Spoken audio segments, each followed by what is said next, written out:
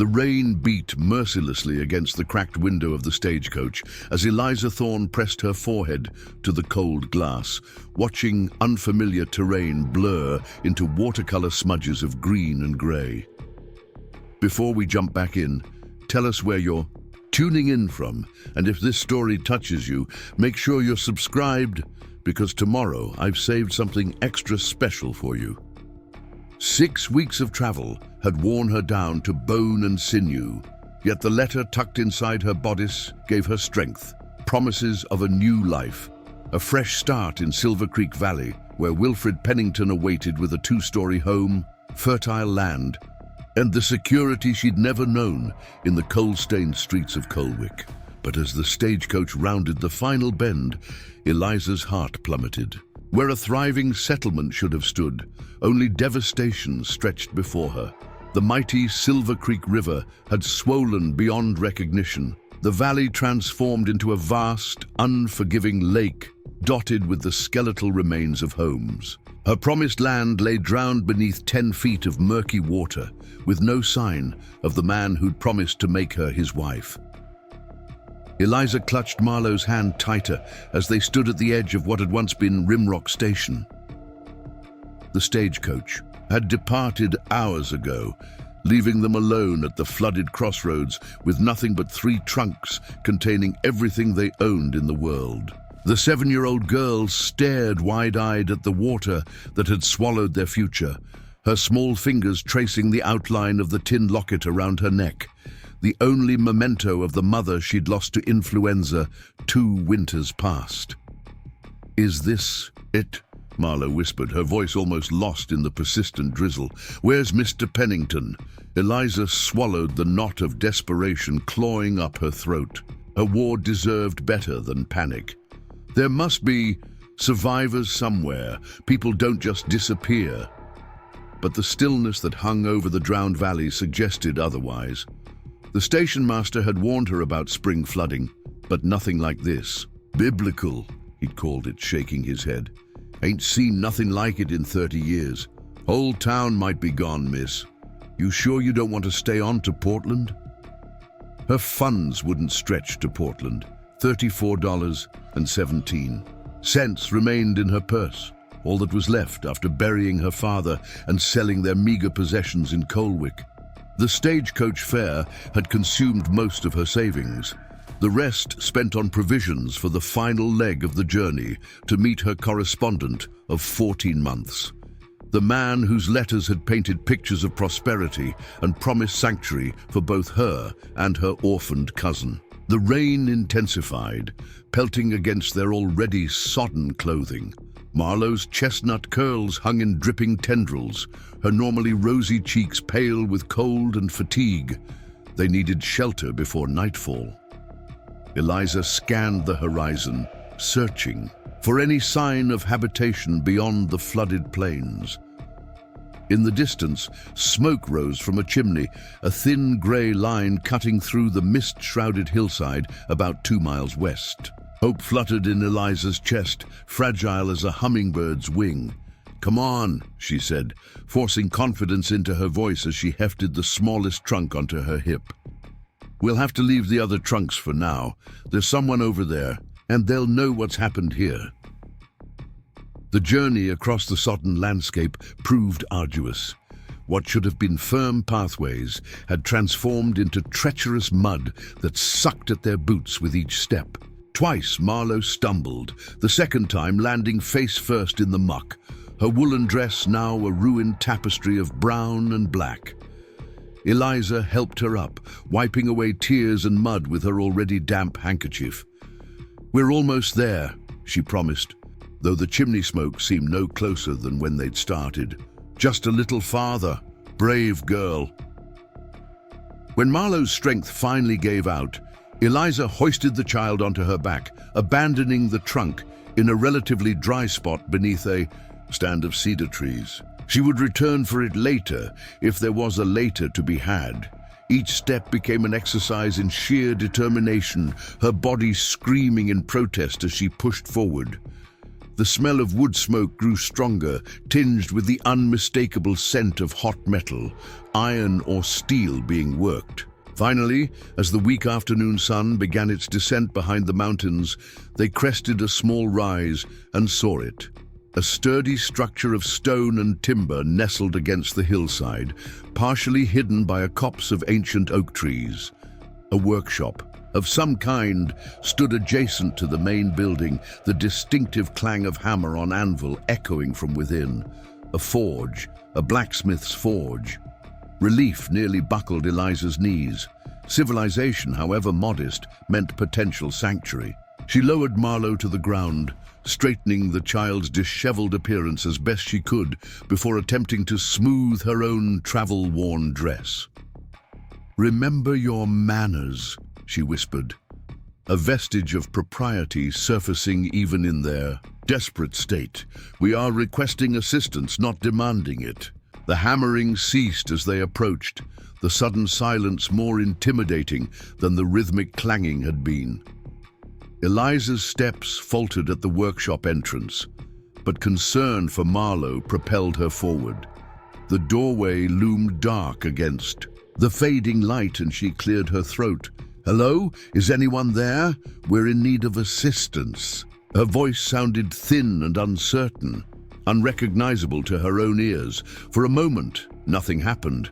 Then a shadow shifted within the dimly lit interior, a massive silhouette separating itself from the darkness. A man stepped into view, his features gradually revealing themselves in the dying light. Eliza's breath caught. He was imposingly tall, well over 6 feet, with shoulders broad enough to fill the doorframe.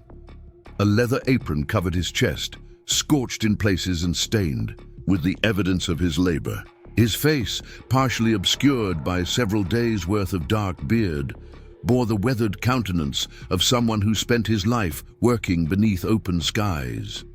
But it was his eyes that held her, piercing blue, intense as a winter sky, studying her with wary calculation. He said nothing, merely stood watching them, one hand still gripping a heavy hammer. Eliza swallowed hard. "Forgive the intrusion. My name is Eliza Thorne, and this is my ward, Marlowe. We've arrived from Coalwick to meet Wilfred Pennington in Rimrock Station, but..." Her voice faltered. "The settlement appears to have been destroyed by flooding. We have nowhere to go, and night is falling. Might we impose upon your hospitality until morning?" The blacksmith's gaze shifted to Marlowe, noting the girl's exhaustion and mud-caked clothing. Something flickered across his face. Recognition, perhaps, or memory. Then he set the hammer down with deliberate care and gestured toward the adjacent house with a slight inclination of his head. Still he did not speak. Understanding dawned on Eliza. "You cannot speak, sir?"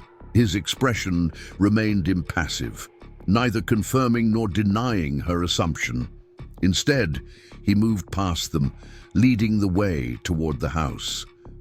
The invitation, while silent, was unmistakable. Marlowe pressed closer to Eliza, whispering, "Is he mute?" "Hush," Eliza murmured, though the question had occurred to her as well.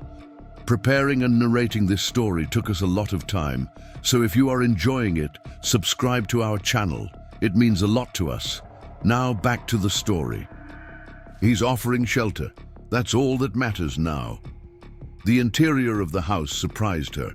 While the exterior appeared rugged and utilitarian, the main room welcomed them with unexpected comfort. A stone fireplace dominated one wall, crackling, with a well-maintained fire that bathed the space in amber light. Simple but solid furniture, a table with 4 chairs, a rocking chair, shelves lined with books, spoke of permanence and care. The floors were swept clean, the windows intact and properly glazed, keeping the relentless rain at bay. The blacksmith moved to the fireplace, adding another log to the flames before gesturing toward a door off the main room. Eliza understood and guided Marlowe through to discover a small bedroom, sparsely furnished but clean, with a narrow bed covered in homespun quilts. "For us?" she asked, turning back to their silent host. He nodded once, then indicated another doorway, presumably leading to his own quarters. With efficient movements, he retrieved a stack of folded fabric from a trunk near the hearth and offered it to her. Dry clothing, she realized with immense gratitude. "Thank you, Mr." She paused, uncertain how to address him. The blacksmith hesitated, then crossed to a small writing desk in the corner. He withdrew a slate and chalk, quickly scrawling 3 words before holding it up for her to read. Isaiah Blackwell, rest. Such simple words, yet they carried the weight of salvation. Eliza nodded, unable to speak past the sudden constriction in her throat. He seemed to understand, turning away to provide privacy. She heard the outer door open and close as he returned to his forge. When he had gone, her composure finally crumbled.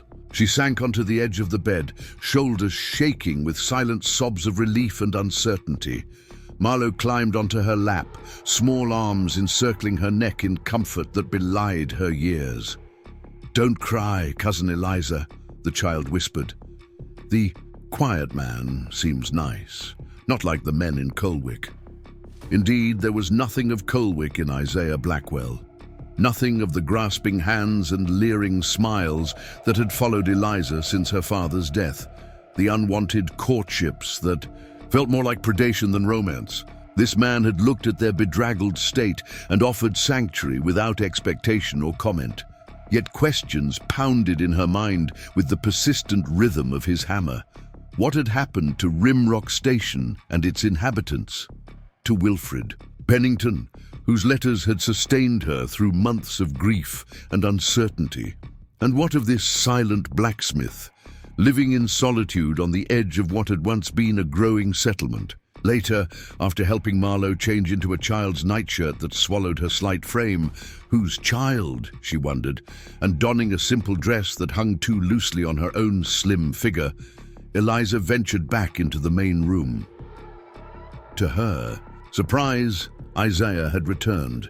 He stood at the iron stove, stirring something in a large pot that filled the room with the aroma of stew. He glanced up at her approach, his expression inscrutable. On the table, his slate bore a new message. "Eat, then we talk." Talk seemed an odd choice of words for a man who apparently did not speak, but Eliza was too exhausted and hungry to question it. She helped Marlowe into a chair, noting how the child's eyelids drooped with fatigue. The blacksmith served them generous portions of the stew, venison with wild onions and tubers, hearty and nourishing, along with thick slices of cornbread still warm from the oven. They ate in silence, the only sounds the occasional clink of spoons against bowls and the persistent patter of rain against the windows. When Marlowe could no longer keep her eyes open, Eliza helped her back to the small bedroom, tucking her beneath the quilts with a kiss on her forehead. "Sleep well, brave one," she whispered. "Tomorrow we'll figure out what to do." Returning to the main room, she found Isaiah seated at the table, slate and chalk before him. He gestured to the empty chair across from him, his expression solemn. Rimrock gone. Flood came 3 weeks ago. Spring melt and heavy rains. No warning. Eliza read the words with growing dread. And the people, survivors. He erased the slate with the edge of his hand, chalk moving swiftly. Some escaped to higher ground, others taken by water. Many moved on. And Wilfred Pennington? The question that had haunted her since they'd arrived. "He was expecting us. We were to be married upon my arrival." Something hardened in Isaiah's gaze. He wrote again, the chalk scratching against slate with deliberate strokes. "Pennington dead, found in river 2 days after flood. Many others never found." The words struck her like physical blows. Dead. Her future, her security, her plans for providing Marlowe with a stable home, all washed away with Wilfred Pennington's body. A strangled sound escaped her throat, not quite a sob, but adjacent to grief. Not for the man himself, whom she had never met, but for the promise he had represented. "I see," she managed, her voice hollow. Then we must find transport to Portland. Tomorrow. Perhaps there's work to be had there. Isaiah's brow furrowed. More writing. Roads washed out. Next stage not due for 2 weeks. River still too high for ferry. 2 weeks? Panic fluttered beneath her breastbone. We can't impose on you for 2 weeks, and our funds won't stretch to Portland now, not if we must wait that long. He considered this, blue eyes studying her with that same careful assessment she'd noticed earlier. Then, work here, food and shelter until stage comes. I need help with forge. Eliza blinked in surprise. You want my help? In the forge? I know nothing of blacksmithing. A ghost of something, not quite a smile but an easing of his stern features, crossed his face. He wrote again. Not smithing. Organization, accounts, orders, things neglected. She hadn't expected that. The prospect of useful work, of earning their keep rather than relying on charity, appealed to her sense of independence. Still, propriety raised inevitable concerns. It wouldn't be appropriate. A single woman, staying with an unmarried man, working for him. People would talk. Isaiah's response came with an arched eyebrow. What people? Nearest neighbors 5 miles away, all dealing with flood. Despite everything, the exhaustion, the grief, the uncertainty, a small laugh escaped her. He had a point. Social conventions seemed rather meaningless in their current predicament. Fair enough, Mr. Blackwell. We accept your offer with gratitude. He nodded once, then rose from the table with the fluid grace of a man comfortable in his own skin. Before retiring, he wrote one last message. Isaiah. Not Mr. Blackwell. Something about the simple request touched her. Isaiah, then. Thank you for your kindness to strangers. He studied her for a long moment, his expression unreadable, then turned toward his bedroom without further communication. Alone in the main room, Eliza stared into the dying embers of the fire. Everything had changed in the span of a single day. The future she'd planned with such care had vanished, replaced by an uncertain arrangement with a silent blacksmith whose past remained as much a mystery as his taciturn nature. Yet as she finally retired to the small bedroom, sliding beneath the quilts beside Marlowe's sleeping form, Eliza realized she felt something unexpected beneath the layers of grief and worry. Relief. Relief that they weren't huddled beneath a tree in the relentless rain. Relief that Marlowe's quiet breathing beside her was deep and untroubled. Relief that whatever else Isaiah Blackwell might be, he did not look at her with the predatory eyes she had grown to fear in Coalwick. For tonight, at least, they were safe. Tomorrow would bring its own challenges.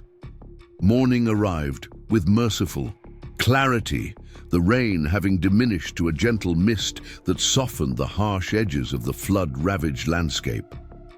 Eliza woke to the scent of coffee and the sound of Marlowe's delighted laughter, an unexpected brightness she hadn't heard in months. Following these sensory breadcrumbs, she found her ward sitting at the table while Isaiah demonstrated how to fold a piece of paper into the shape of a bird. The blacksmith looked up at her entrance, nodding in acknowledgement before returning, his attention to the intricate folding. His hands, so massive that they should have been clumsy, moved with surprising dexterity and precision. Marlowe watched in rapt fascination as wings took shape beneath his careful manipulation. "Eliza, Mr. Isaiah is making birds," the child exclaimed, her earlier wariness evidently forgotten in the magic of creation. Eliza smiled, noting the Mr. That Marlowe had instinctively added. "I see that. Good morning to you both." Isaiah gestured toward the stove, where coffee simmered in a blue enamel pot. Beside it, a cast-iron skillet held cornmeal mush, golden brown and fragrant. Such simple hospitality, yet it touched her deeply after weeks of travel fare. As they ate Eliza observed their host more carefully in the clear morning light. His silence, she noted, was not awkward or strained, but rather a natural state, as though speaking required a particular effort he chose not to expend unnecessarily. He communicated effectively without words, a raised eyebrow when offering more coffee, a slight incline of the head when accepting thanks, the occasional use of his slate for more complex ideas. After breakfast, he led them to the forge, which appeared far more organized in daylight than it had seemed upon their bedraggled arrival. The workshop occupied a substantial stone building adjacent to the house, its interior arranged with the methodical precision of a man who knew exactly where each tool belonged. A massive anvil dominated the center of the space, surrounded by an array of hammers, tongs, and specialized implements Eliza couldn't name. Along one wall stood a blazing forge, its heat palpable even from the doorway. Isaiah moved to a small desk in the corner, retrieving a leather-bound ledger and several stacks of papers. He placed them on the surface, then wrote on his slate. Orders, some completed, some not. Need sorting. Customers from Rimrock and beyond. Eliza examined the chaotic collection of notes, some formal orders written in careful script, others hastily scrawled requests on scraps of paper. Many bore water stains, suggesting they'd been rescued from the flood. You still intend to fulfill these, even with Rimrock gone? Isaiah's response was deliberate. People will rebuild, need tools, nails, hinges, more important now than before. His pragmatism struck her as both admirable and sensible. Of course, communities would rebuild after the disaster, and a skilled blacksmith would be essential to that process. I'll organize them by urgency and completion status, she decided, then by location, so you can deliver completed items efficiently. He nodded approval, then gestured toward Marlowe, who had been quietly exploring the safer corners of the forge. On his slate, girl needs occupation, safe tasks. The consideration surprised Eliza. Most men would have simply ordered the child to stay out of the way. She's good with her hands, perhaps sorting nails or small items by size. This suggestion earned another nod. Isaiah selected a collection of wooden boxes and a pile of assorted hardware, setting them at a small table near Eliza's work area, but safely distant from the forge. He demonstrated the sorting process to Marlowe, who accepted the responsibility with solemn importance. As Isaiah returned to his interrupted metalwork, Eliza settled at the desk, immersing herself in the task of bringing order to the business side of his operation. The work proved absorbing, requiring enough concentration to temporarily push aside her concerns about their uncertain future. The methodical process of sorting and recording felt almost meditative after the tumult of recent days. Occasionally, she glanced up to observe Isaiah at his craft. There was something mesmerizing about watching him work. The controlled power in each swing of his hammer, the focused intensity of his gaze as he shaped red-hot metal according to some vision only he could see. Despite his size and strength, there was an unexpected grace to his movements, a fluid precision that spoke of years mastering his craft. By midday, she had created a relatively organized system from the chaos. Orders were sorted into 3 categories: completed items, ready for delivery, partially completed work, and new requests that hadn't been started. Within each category, she'd further arranged them by location with notes about urgency based on the nature of the items. Most of these are practical necessities, she observed, during their midday meal of dried venison and cornbread. Hinges, nails, plow blades, but these, she indicated a separate stack, seem more specialized. Decorative ironwork for a church in Portland, elaborate door fittings for a banker's home. Isaiah's expression shifted subtly, a hint of pride evident as he wrote, "My true work, not just tools, art in iron." He rose and crossed to a cabinet, in the corner of the workshop, unlocking it with a key from his pocket. Inside, Eliza discovered extraordinary examples of ornamental ironwork, scrolling vines that seemed impossibly delicate to have been wrought from metal, leaves with veins so fine they appeared ready to rustle in a breeze, birds captured in mid-flight. "These are beautiful," she breathed, genuinely impressed. "You're not just a blacksmith, you're an artist." Something in his eyes softened at her praise, a vulnerability briefly visible before being shuttered away. He closed the cabinet, returning to the practical matters at hand. "Delivery tomorrow, Valley's Edge, will show you area." The prospect of leaving their sanctuary so soon sent a jolt of anxiety through Eliza. Is it safe to travel? The flooding, higher ground route, safe. Need to see what remains. His reasoning was sound. They couldn't remain isolated forever, and understanding the extent of the disaster would help them plan their next steps. Still, Eliza felt an inexplicable reluctance to face the wider reality of their situation. As the day progressed, they fell into a surprisingly comfortable rhythm of work. Marlowe, having finished her sorting task, now sat near the open door of the forge, carefully cleaning salvageable hardware with a rag and oil, as Isaiah had demonstrated. The domestic tranquility of the scene struck Eliza as incongruous given the circumstances, yet undeniably pleasant. By evening, exhaustion from their ordeal finally caught up with her. She found herself nodding off over the ledger, jerking awake only when her pen skittered across the page. A gentle tap on her shoulder startled her fully awake.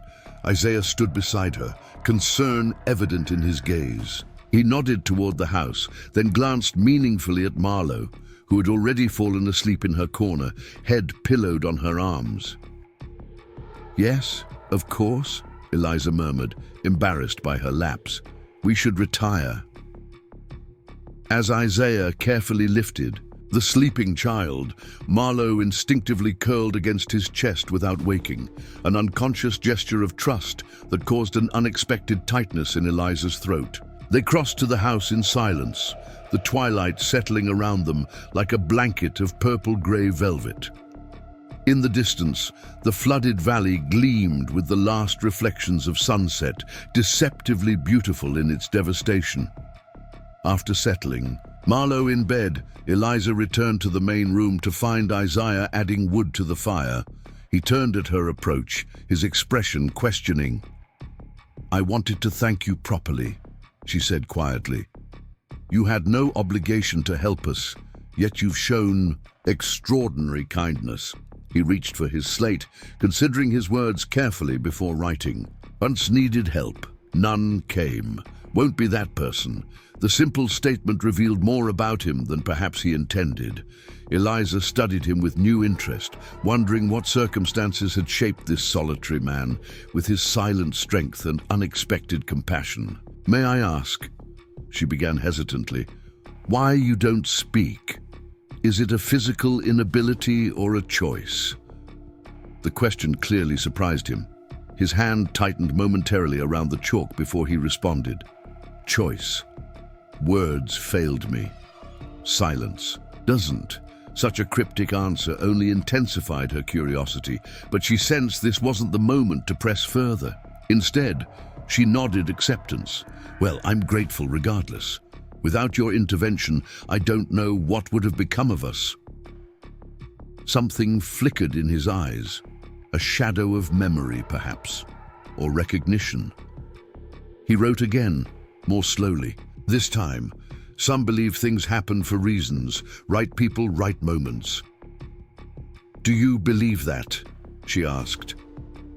Instead of writing, he simply met her gaze, the intensity of his blue eyes communicating something beyond words. Whether affirmation or uncertainty, she couldn't tell, but the connection in that moment felt significant in ways she couldn't articulate. Finally, he broke the silence with a slight nod toward her bedroom door, a gentle suggestion that she should rest. Eliza recognized the wisdom in this, her body heavy with fatigue despite the emotional currents running beneath the surface of their exchange. "Good night, Isaiah," she said softly. "Thank you again." As she settled beside Marlowe's sleeping form, Eliza found her thoughts returning to the silent blacksmith and his mysterious past. In Coalwick, she had learned to fear men's intentions, to see danger in their interest. Yet Isaiah's presence brought an unexpected sense of security rather than threat. Perhaps it was his silence that made the difference, the absence of honeyed words that too often mask deceit. Isaiah Blackwell communicated through actions rather than promises, and in a world recently turned upside down, such solid reliability felt like solid ground beneath her feet. Tomorrow, they would venture out to survey what remained of her promised land. But tonight, in this unexpected sanctuary, Eliza allowed herself to acknowledge that fate, or providence, had perhaps brought them exactly where they needed to be, even if it wasn't where they had planned to go. Outside, the rain resumed its gentle percussion against the roof, a lullaby that finally carried her into dreamless sleep. Dawn arrived with tentative sunshine breaking through the clouds for the first time since Eliza had arrived in Oregon territory. She woke to find the house empty, a note propped against the coffee pot on the stove. "Gone to prepare wagon. Breakfast. Ready. Leave at mid-morning." The message was as terse as the man himself, yet the preparation of food before his departure spoke volumes. Eliza touched the biscuits beside the stove, still warm, which meant he hadn't been gone long. She poured coffee into a chipped but clean mug, savoring the bitter warmth as she contemplated the day ahead.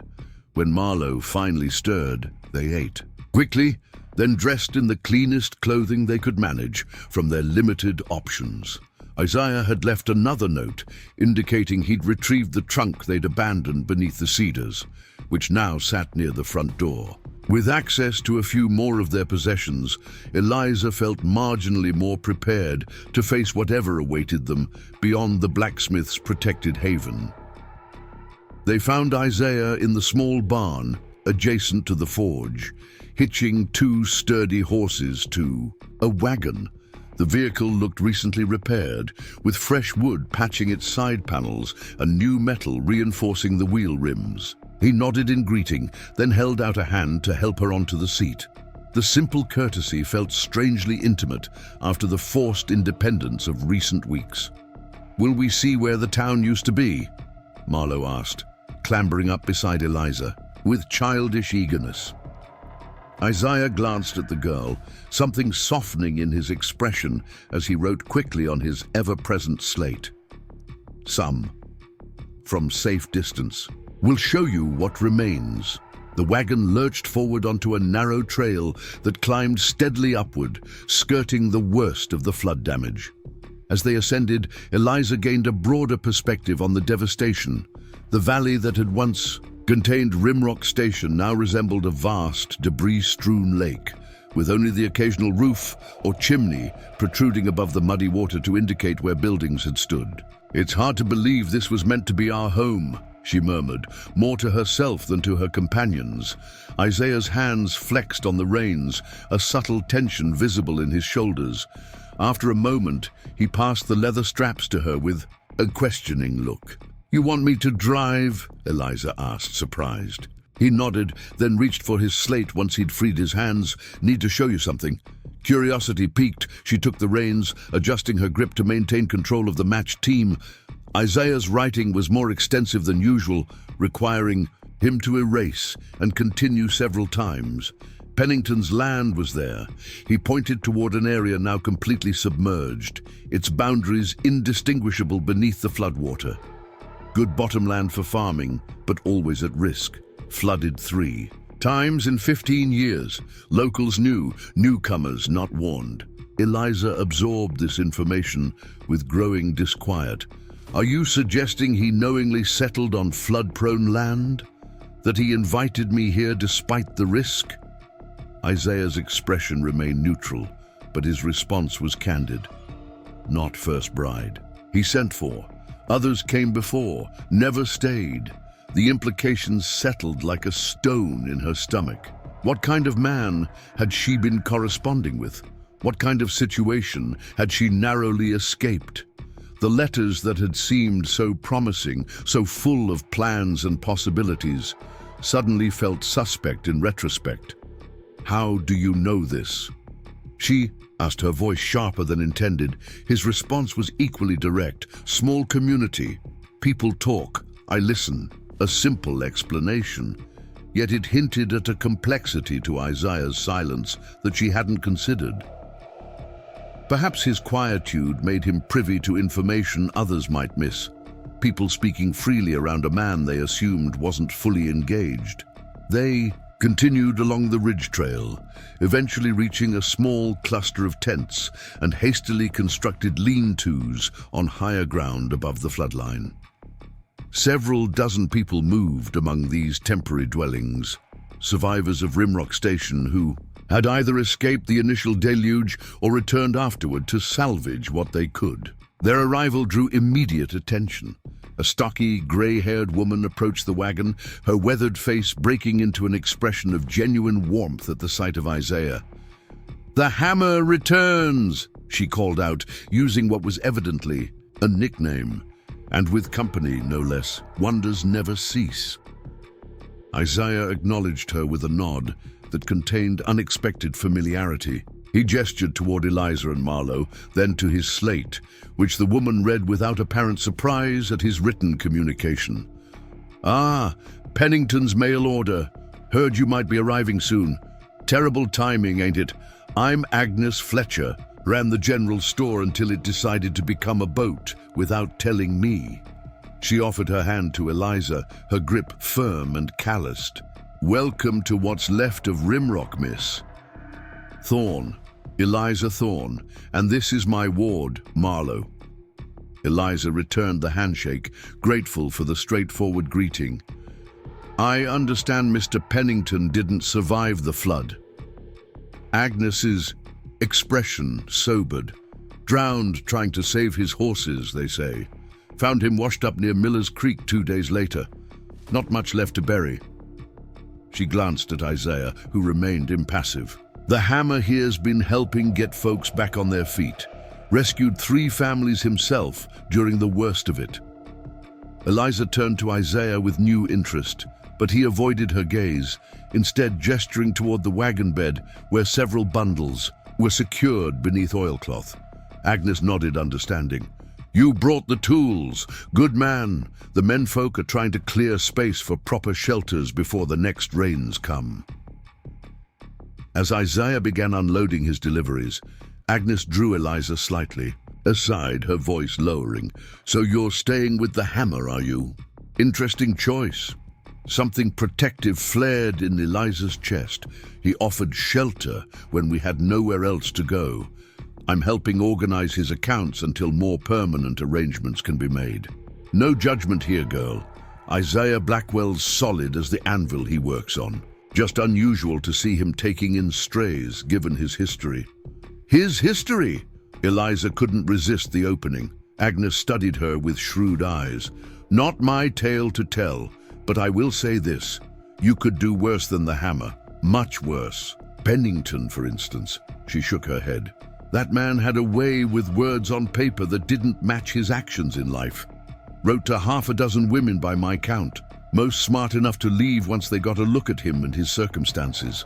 Well, the confirmation of Isaiah's earlier implication left Eliza both relieved at her narrow escape and disturbed by how thoroughly she'd been deceived. The letters she'd cherished, full of promises and plans, had apparently been nothing more than well-practiced lures. "I feel rather foolish," she admitted quietly. Agnes patted her arm. "Don't. Desperation makes fools of us all sometimes. The real test is what we do after we realize we've been misled." She glanced meaningfully toward Isaiah, who was demonstrating the proper use of a newly forged tool to several men. Some find better paths than the ones they originally sought. The remainder of the morning passed quickly as they distributed Isaiah's completed work to the survivors who had commissioned it. Eliza observed the respect with which the community treated the silent blacksmith, not as an oddity to be pitied or avoided, but as a valued craftsman whose contributions were essential to their collective survival. Marlowe, meanwhile, had discovered several children among the survivors and was soon engaged in some elaborate game involving stones and sticks, her laughter mingling with theirs in the crisp morning air. The sound lightened Eliza's heart. It had been too long since the child had experienced simple play.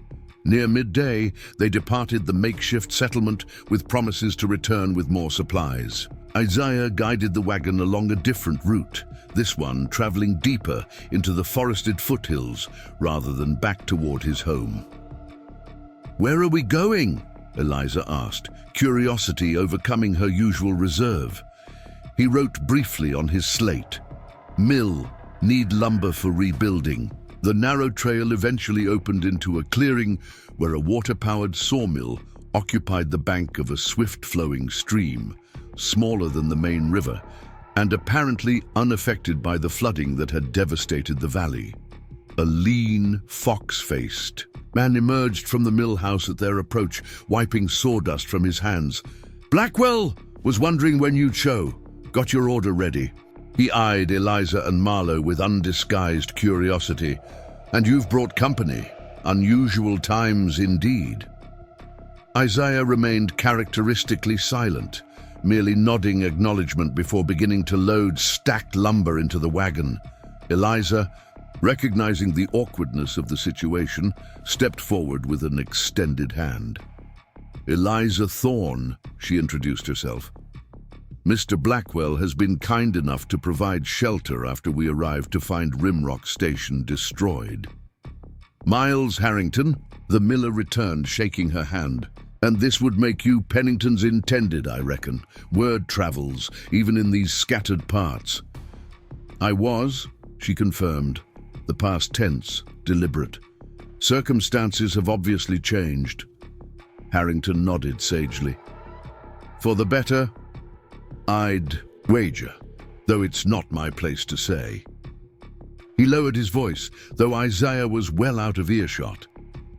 "The hammer doesn't involve himself with others without good reason. Man's particular about his solitude." "Oi, so I've gathered," Eliza replied neutrally. "Everyone calls him the Hammer. Is there a story behind that?" The miller chuckled. "Apart from the obvious?" "Sure is.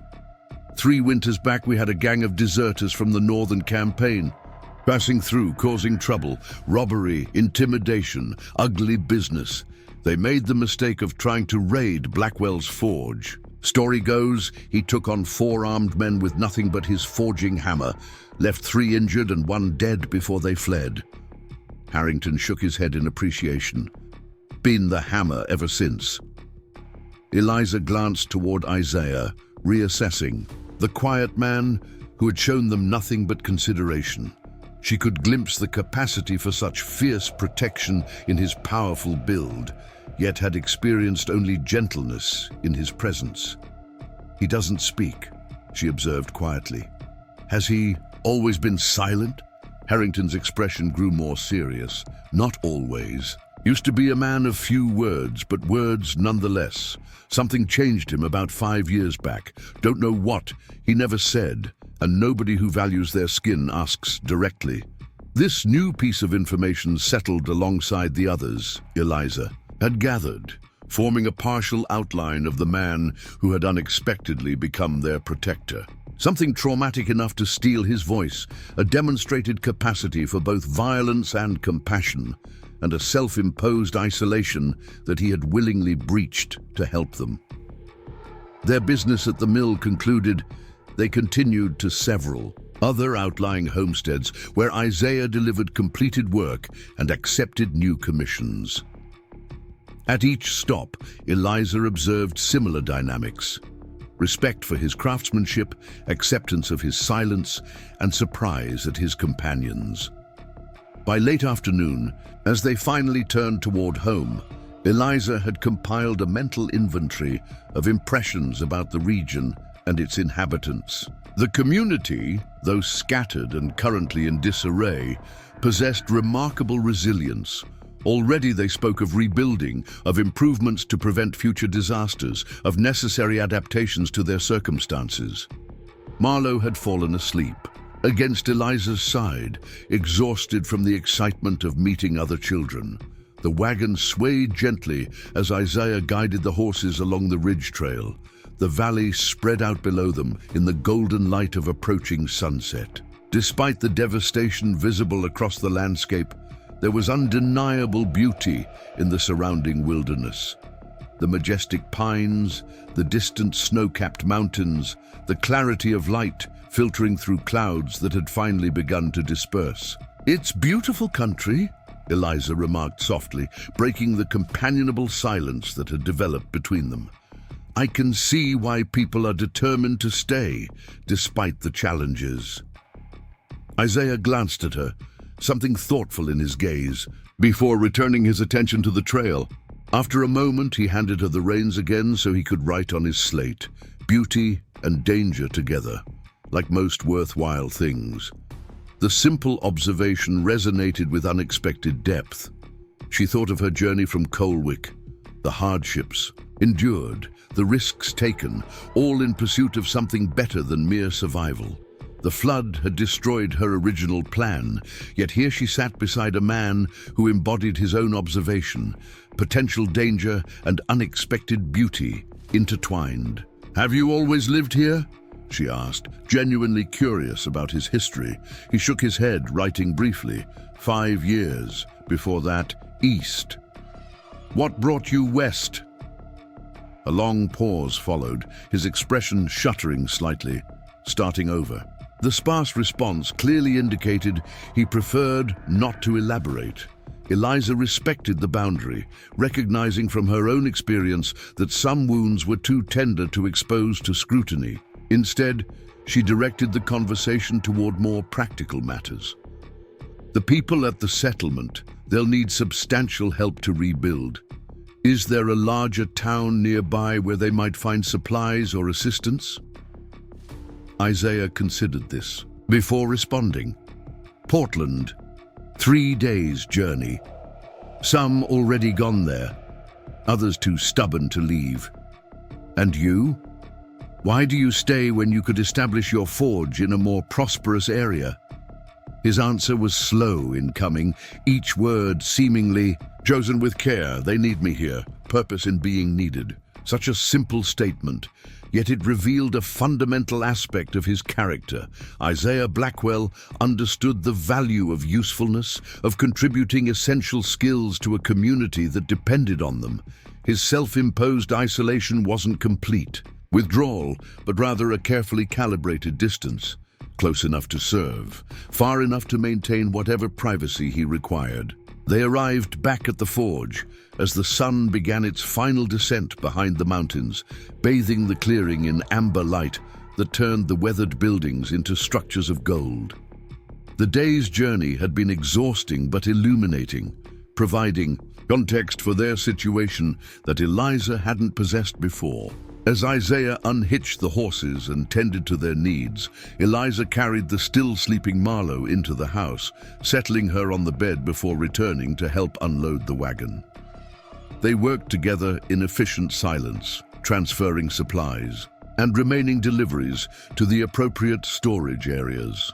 When the task was complete, Isaiah disappeared briefly into the forge, returning with a small wooden crate that he placed on the table between them. Inside, Eliza discovered various supplies from the general store's salvaged inventory: thread, needles, soap, and a few simple food staples. "Agnes sent these," she guessed. He nodded, writing briefly. "For you. Said you'd need them." The thoughtfulness of the gesture, both Agnes's provision and Isaiah's delivery of it, touched her unexpectedly. After weeks of uncertainty and self-reliance, this simple acknowledgement of her needs felt like a luxury. "Please thank her when you next see her," Eliza said, running her fingers over the smooth wooden spool of thread. Such a small thing, yet it represented normalcy, the possibility of mending what was torn, of restoring order to disarray. Isaiah watched her, his expression unreadable before writing again. "Will teach you route to settlement. Should be able to visit independently." The offer surprised her. "You trust me with your horses and wagon?"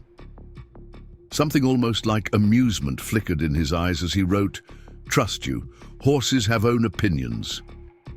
A startled laugh escaped her, the first genuine laughter she'd experienced since arriving in Oregon Territory. The sound seemed to catch them both by surprise, hanging in the air between them like something tangible.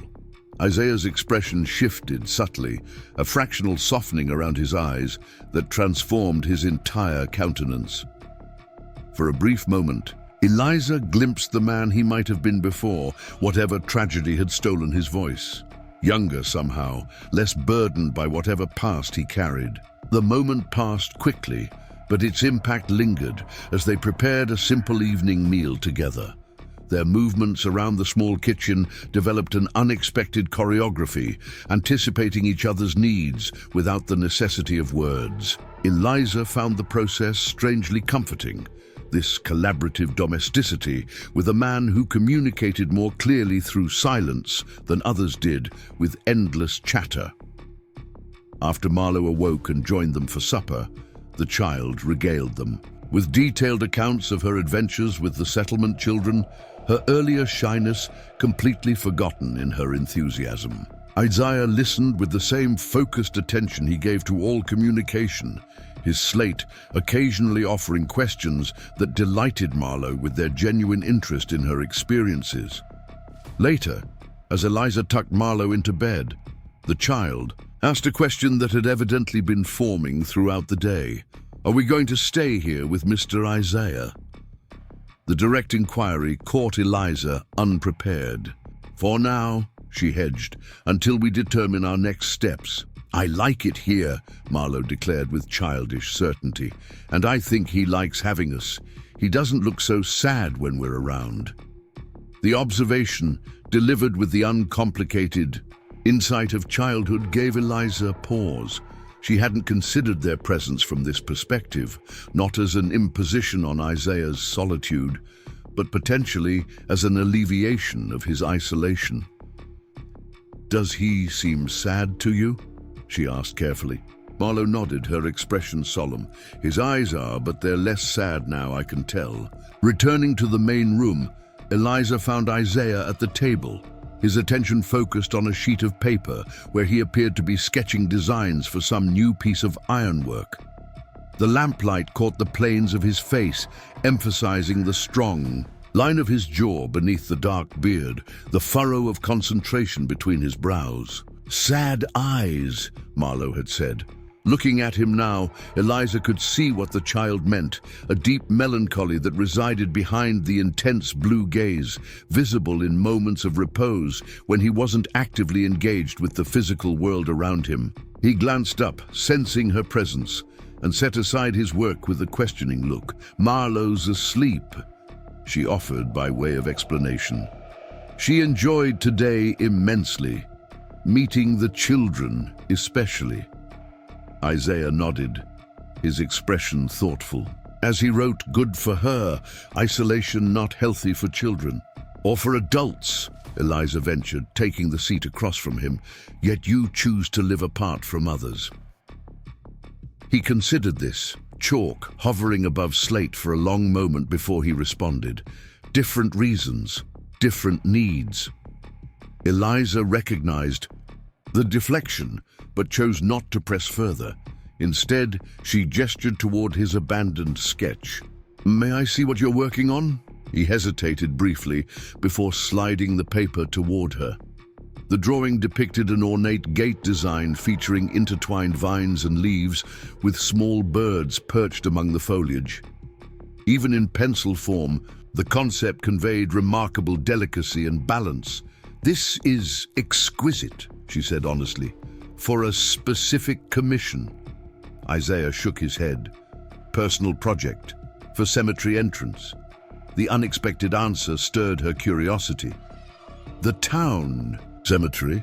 Yes, many new graves after flood. Current entrance. Inadequate. His motivation touched her deeply. This silent offering to a community in mourning, a beautification of their place of grief. It seemed perfectly aligned with the man she was beginning to understand. One who expressed himself not through words, but through tangible creations of lasting value. "It's a wonderful gift," she said softly. "They're fortunate to have your talents." He met her gaze directly, something vulnerable briefly visible in his expression before he looked away, writing quickly. Not a gift, a duty. The distinction seemed important to him, though Eliza wasn't entirely certain why. Before she could inquire further, he stood and moved to the fireplace, adding another log to the flames with methodical precision. As the evening deepened around them, a comfortable silence settled in the room. Eliza found herself oddly content in this quiet companionship, so different from the constant vigilance she'd maintained in Coalwick or the exhausting performance of proper femininity required during her journey west. Here, in this unexpected sanctuary with this silent man, she felt no pressure to be anything other than herself. Tired, uncertain, but gradually finding her footing in circumstances she never could have anticipated. Tomorrow would bring its own challenges. Decisions about their future couldn't be postponed indefinitely, but tonight, watching the firelight cast shadows across Isaiah's contemplative features, Eliza allowed herself to acknowledge the strange sense of rightness she felt in this place that was never meant to be her destination. The flood had destroyed her carefully constructed plans, washing away the future she had imagined with Wilfred Pennington. Yet, in its wake, something else had emerged, not yet fully formed, not yet entirely trustworthy, but undeniably present. The possibility that disaster had delivered her not to devastation, but to destiny. A week passed with surprising swiftness as Eliza and Marlowe settled into the rhythm of life at Isaiah's forge. Each day brought new revelations about the silent blacksmith and the community he served from his isolated perch above the valley. Eliza continued organizing his business affairs, discovering that his reputation extended far beyond Rimrock Station. Orders from as far as Portland requested his specialized metalwork, evidence of craftsmanship that commanded respect throughout the territory.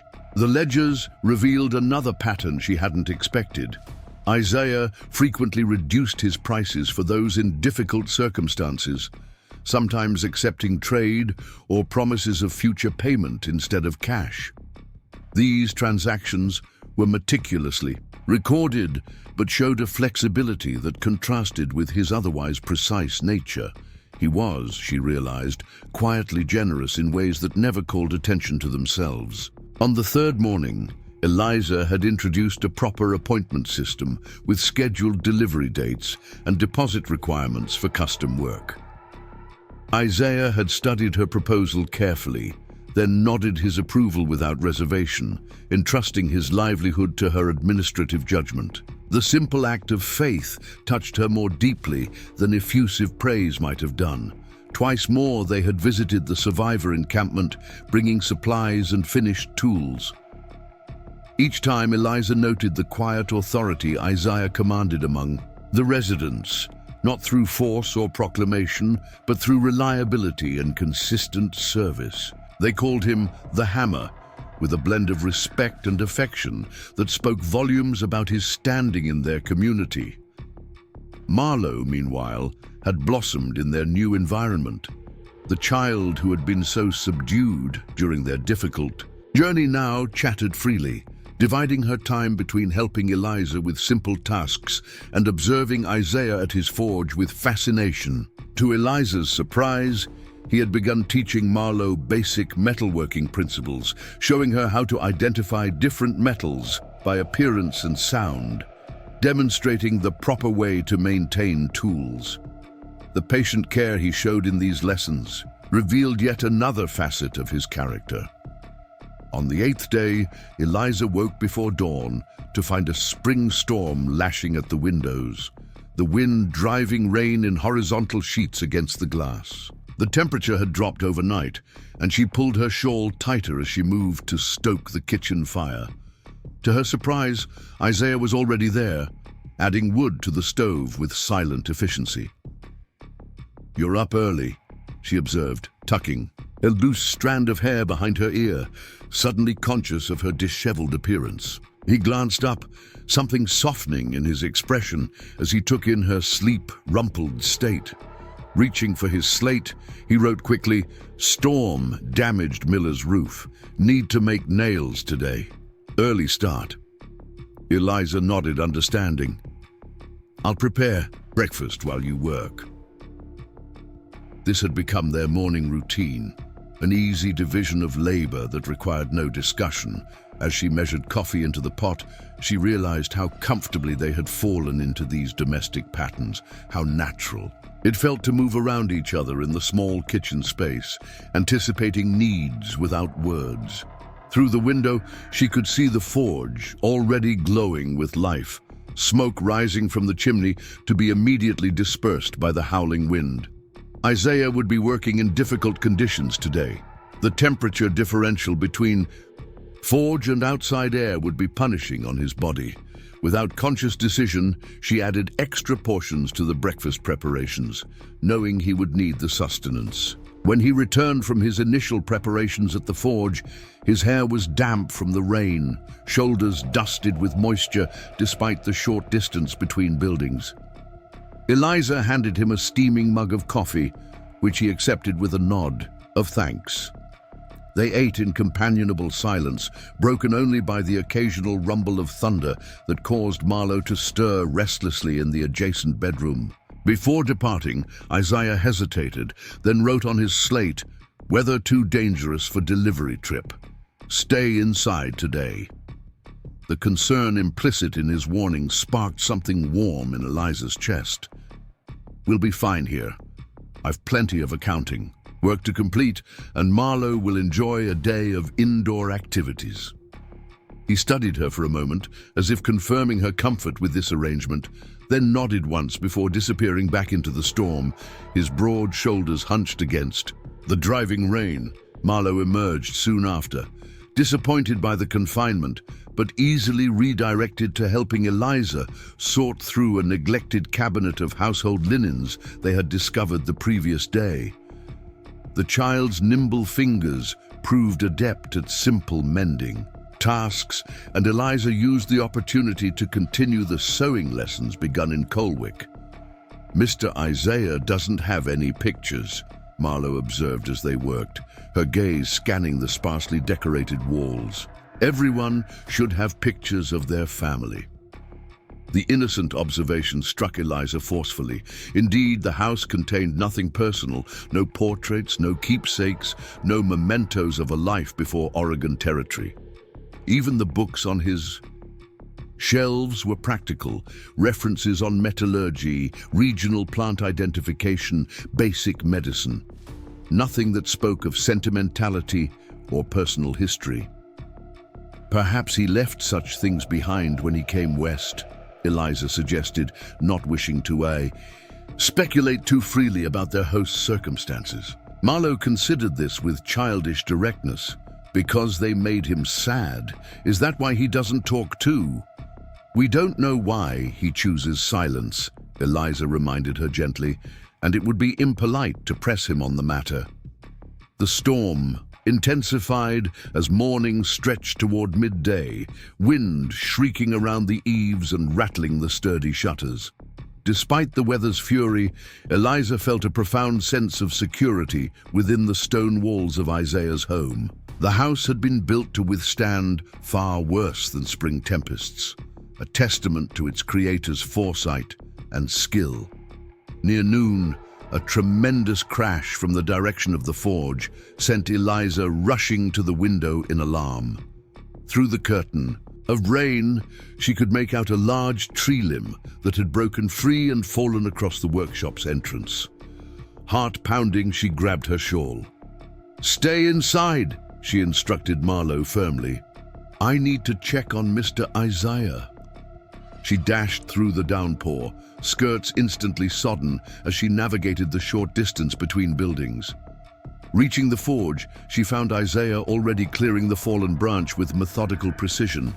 Apparently uninjured, relief flooded her, followed immediately by embarrassment at her panicked reaction. He looked up at her approach, surprise evident in his expression as he took in her drenched appearance. Setting aside a section of branch, he gestured questioningly at her presence. "I heard the crash," she explained, raising her voice above the storm's clamor. "I feared you might be hurt." Something shifted in his gaze, a flicker of emotion quickly contained. He shook his head, then guided her firmly into the shelter of the forge, away from the worst of the weather.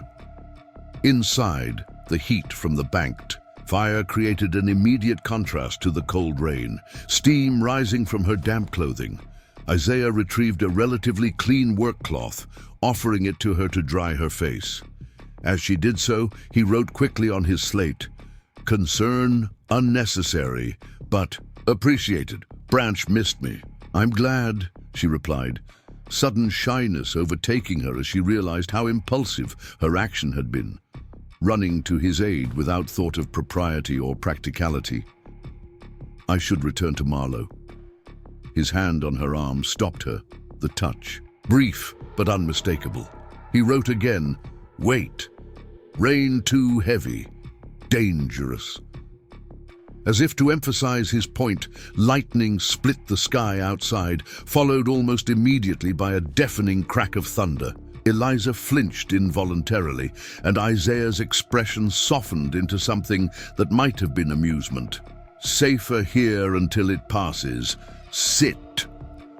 He gestured toward a wooden stool near the forge, positioned to benefit from the heat without being dangerously close to the fire or work area. Eliza hesitated, then yielded to the practical wisdom of his suggestion. Her clothes were already drenched. A few more minutes wouldn't worsen her condition, and the warmth of the forge was admittedly welcome. "What are you making?" she asked, watching as he returned to his anvil, lifting a glowing length of iron from the fire with long-handled tongs. Without pausing his work, he nodded toward a stack of finished nails gathered in a wooden box near the bellows.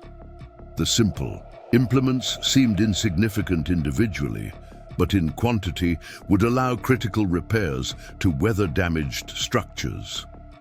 Once again, she was struck by the essential nature of his craft, how fundamental it was to the survival and rebuilding of the community. The rhythmic percussion of hammer against metal filled the forge, oddly soothing despite its volume. Eliza found herself mesmerized by the controlled strength of Isaiah's movements, the precision with which he struck the glowing metal, shaping it to his will with practiced efficiency. There was artistry in his work, even in the creation of something as utilitarian as nails.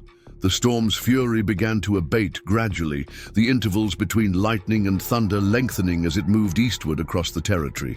Rain still fell steadily, but without the violent intensity that had made the short distance between buildings treacherous. Isaiah glanced toward the doorway, then at Eliza's still damp condition. Setting aside his tools, he disappeared into a small adjacent storeroom, returning with a waxed canvas coat that he offered to her with a questioning tilt of his head. "Thank you," she said, accepting the weather gear gratefully. "I should check on Marlowe. She'll be wondering where I've gone." He nodded understanding, then surprised her by reaching for his slate. "Join me for evening meal? Both of you. Here." The invitation confused her. In the forge? A hint of something that might have been embarrassment crossed his face as he clarified. "Special occasion. Been working on something. Want to show you." Curiosity immediately kindled. "Of course. What time should we come?" "After sunset. Bring appetites." The mysterious invitation occupied Eliza's thoughts throughout the remainder of the afternoon as she and Marlowe completed their household tasks. The child was equally intrigued, speculating wildly about what surprise might await them. "Perhaps he's made us presents," Marlowe suggested, eyes bright with anticipation. "Metal dolls or tiny horses." "I suspect it's something more practical," Eliza tempered, though she found herself wondering what Isaiah might have been creating in the private moments between his regular work. When sunset finally arrived, they wrapped themselves in shawls against the lingering dampness and made their way to the forge. The main workshop area had been transformed in their absence. The usual tools and implements had been cleared away, the floor swept clean of coal dust and metal shavings. A small table occupied the center of the space, covered with a relatively clean cloth and set for three. Most surprising, however, was the addition of numerous candles placed strategically around the perimeter of the room, their warm glow creating an atmosphere far removed from the utilitarian workshop of daylight hours. The forge fire had been banked to provide heat without the intense flames required for metalworking, creating a cozy ambiance despite the industrial setting. Isaiah emerged from the storeroom at their entrance, his appearance momentarily startling Eliza. He had clearly made efforts with his appearance. His hair was neatly combed and tied back, his beard trimmed to a more manageable length. He had exchanged his usual soot-stained work clothes for clean trousers and a simple but well-made shirt.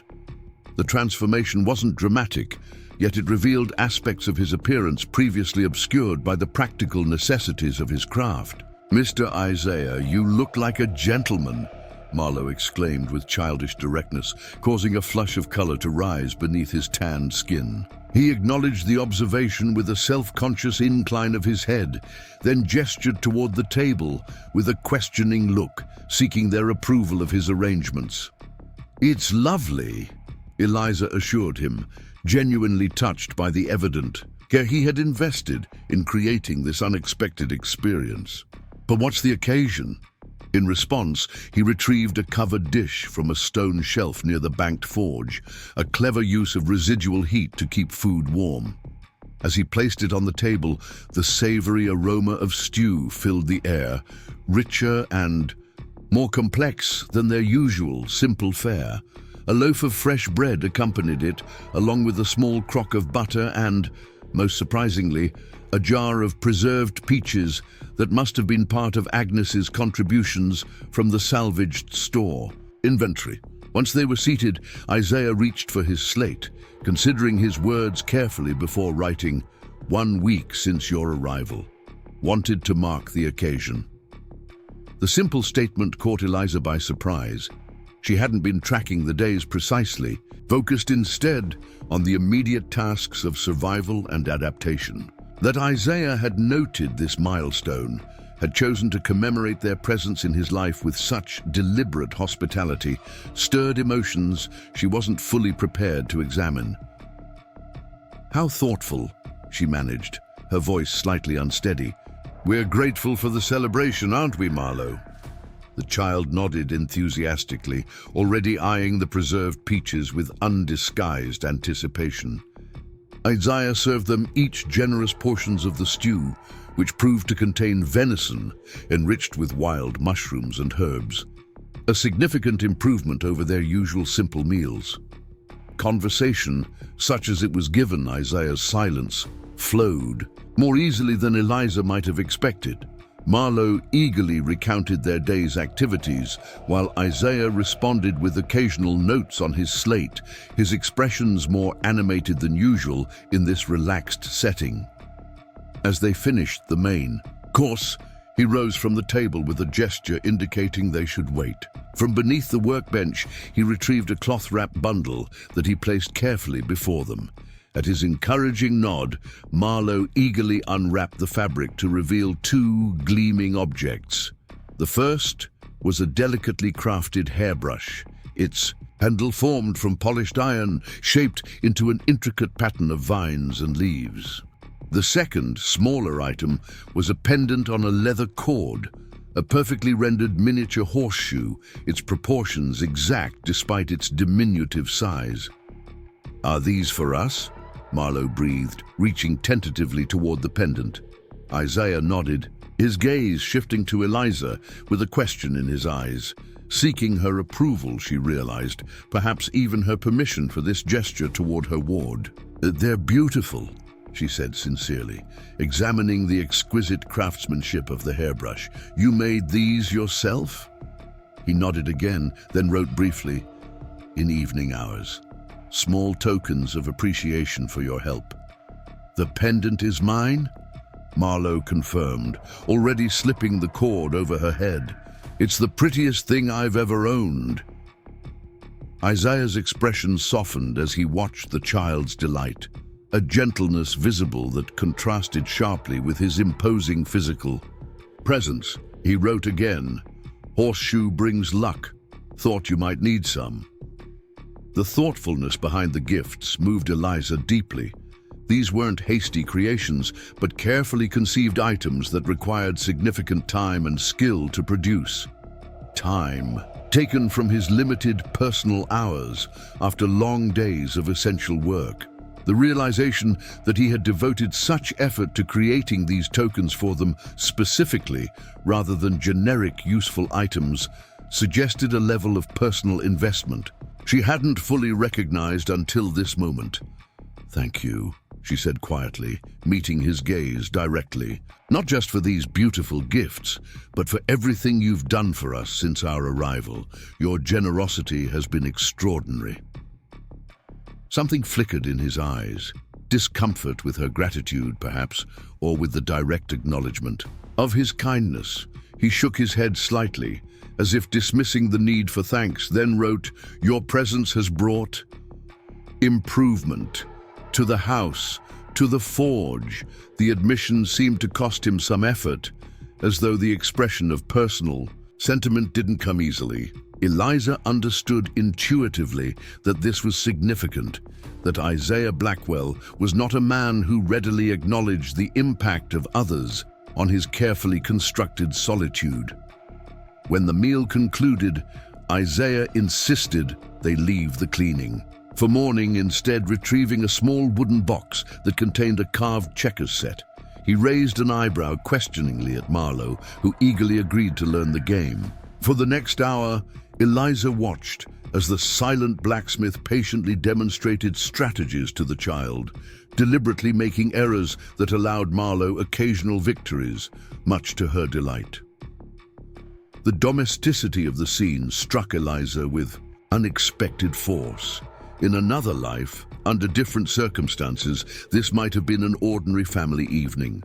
A father teaching his daughter a game while the mother looked on with affection. The thought disoriented her briefly, forcing her to acknowledge how rapidly Isaiah and his home had begun to feel familiar, even comfortable. As Marlowe's eyelids grew heavy, they finally bid Isaiah goodnight, gathering their gifts and making the short journey back to the house through the now gentle rainfall. The child fell asleep almost immediately, the miniature horseshoe still clutched in her small hand, unwilling to relinquish her treasure even in slumber. Alone with her thoughts, Eliza examined the hairbrush more carefully, marveling at the intricacy of its design. The handle depicted not random vegetation, as she'd initially assumed, but specifically dogwood branches, the same flowering tree that grew beside the house, currently in full spring bloom. He had been observing what caught her attention, she realized, noting how often she admired those blossoms from the kitchen window. The personalized nature of the gift suggested an attention to detail, a level of consideration that transcended mere politeness or obligation. Whatever Isaiah's reasons for offering them shelter initially, his investment in their comfort had progressed beyond simple charity. A week. Only a week since they had arrived bedraggled and desperate at his forge, yet already the trajectory of their lives had altered significantly. The future that had seemed so bleak on that rain-soaked afternoon now contained possibilities Eliza hadn't dared consider in the immediate aftermath of discovering Rimrock Station's destruction. She placed the brush carefully on the small table beside her bed, its craftsmanship incongruous against the simple, utilitarian furniture. Like its creator, it contained unexpected beauty beneath a practical exterior. Morning arrived, with renewed sunshine, the storm having cleared overnight to reveal pristine blue skies. Eliza woke earlier than usual, determined to repay Isaiah's hospitality by preparing a special breakfast before he began his day's work. She found him already at the kitchen table, however, a cup of coffee cooling beside him as he studied a sheet of paper with unusual intensity. "Good morning," she greeted, moving toward the stove to begin breakfast preparations. When he didn't acknowledge her presence, she turned, concerned. "Isaiah, is everything all right?" He looked up, something troubled in his expression. After a moment's hesitation, he extended the paper toward her. It was a telegram, she realized, delivered at some point during the early morning hours without her awareness. Portland stage route reopening. Stop road repairs. Completed stop first coach arrives. Rimrock Thursday stop. The implications were immediately clear. Transportation out of the flood-ravaged region would soon be available. The isolation that had necessitated their arrangement with Isaiah was ending, forcing decisions about their future that had been comfortably postponed during the past week. "Thursday," she murmured. "That's only 2 days from now." Isaiah nodded, his expression carefully, neutral as he wrote on his slate, "Decision time approaches. Your plans?" The direct question caught her unprepared. In truth, she hadn't formulated definite plans beyond their immediate survival needs. The routine they had established at the forge had occupied her thoughts, pushing longer-term considerations to the periphery of her awareness. "I'm not entirely certain," she admitted. "Without the marriage and property I anticipated, our options are more limited than I'd hoped." He considered this, then wrote, "Funds sufficient for Portland?" "Barely," she acknowledged. "Enough for passage, and perhaps a week's lodging while I seek employment. But there's Marlowe to consider as well. Finding work that allows me to care for her properly won't be simple." Isaiah's gaze dropped to the table, his expression pensive. After what seemed an internal debate, he wrote again, "Alternative exists, if acceptable." Eliza's heart rate quickened inexplicably. What alternative? His response was uncharacteristically hesitant, the chalk moving slowly across the slate. "Position here permanent. Need for organization ongoing. Room and board plus fair wages." He was offering her employment, she realized. A legitimate position with compensation beyond the temporary arrangement of their current situation. Before she could respond, he continued writing, "No obligation, just option to consider." The careful neutrality of his phrasing struck her as deliberate, presenting the possibility as a purely practical business proposition rather than anything more personal. Yet, something in his carefully averted gaze suggested the offer might contain layers beyond the straightforward terms outlined. "That's very generous," she said carefully. "I would need to consider what's best for Marlowe's future as well as my own."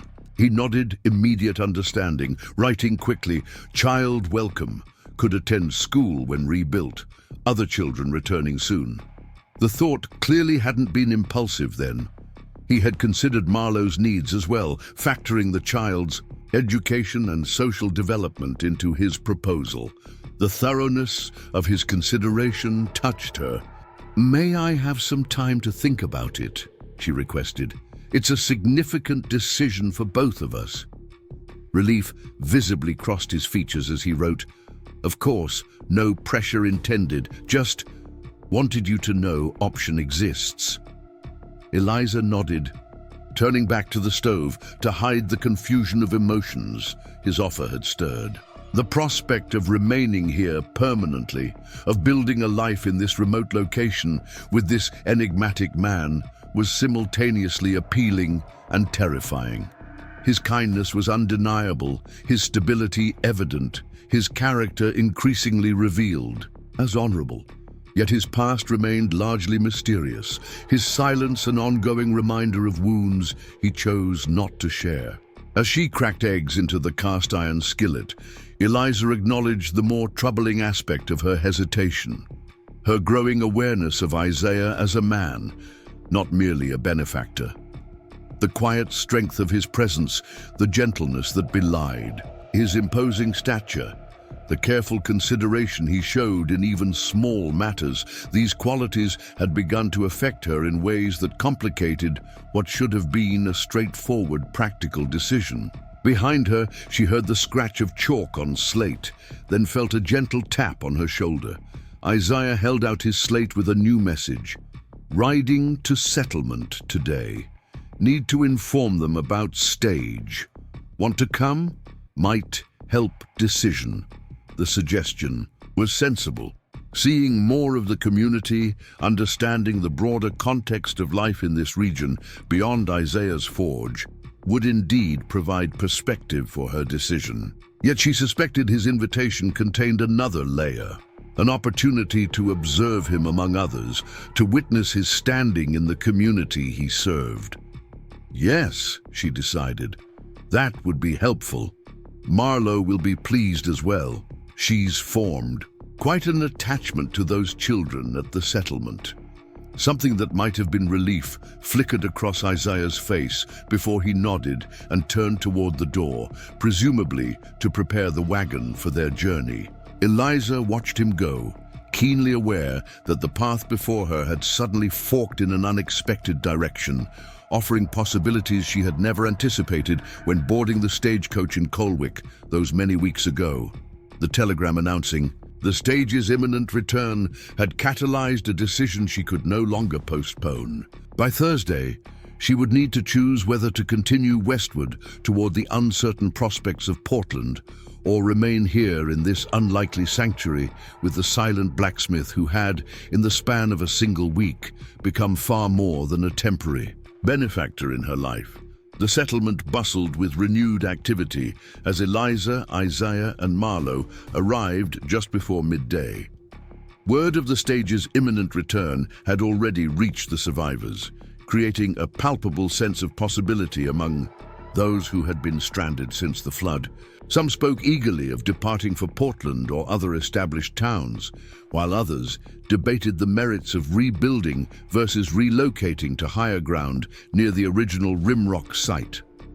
Agnes Fletcher waved them down as they approached, her practical wool skirt mud-spattered from her efforts, helping a group of men stake out potential building sites on the ridge above the floodline. "There you are," she called, wiping her hands on a well-worn apron. "Heard you'd be coming today. Got the telegram about the stage, I suppose." At Eliza's nod, she continued briskly. "Good timing. We're having a community meeting this afternoon to discuss rebuilding plans. Your input would be valuable, Hammer." She turned to Eliza with a knowing look. "And yours too, Miss Thorne, whether you're staying or going." The directness of the question flustered Eliza momentarily.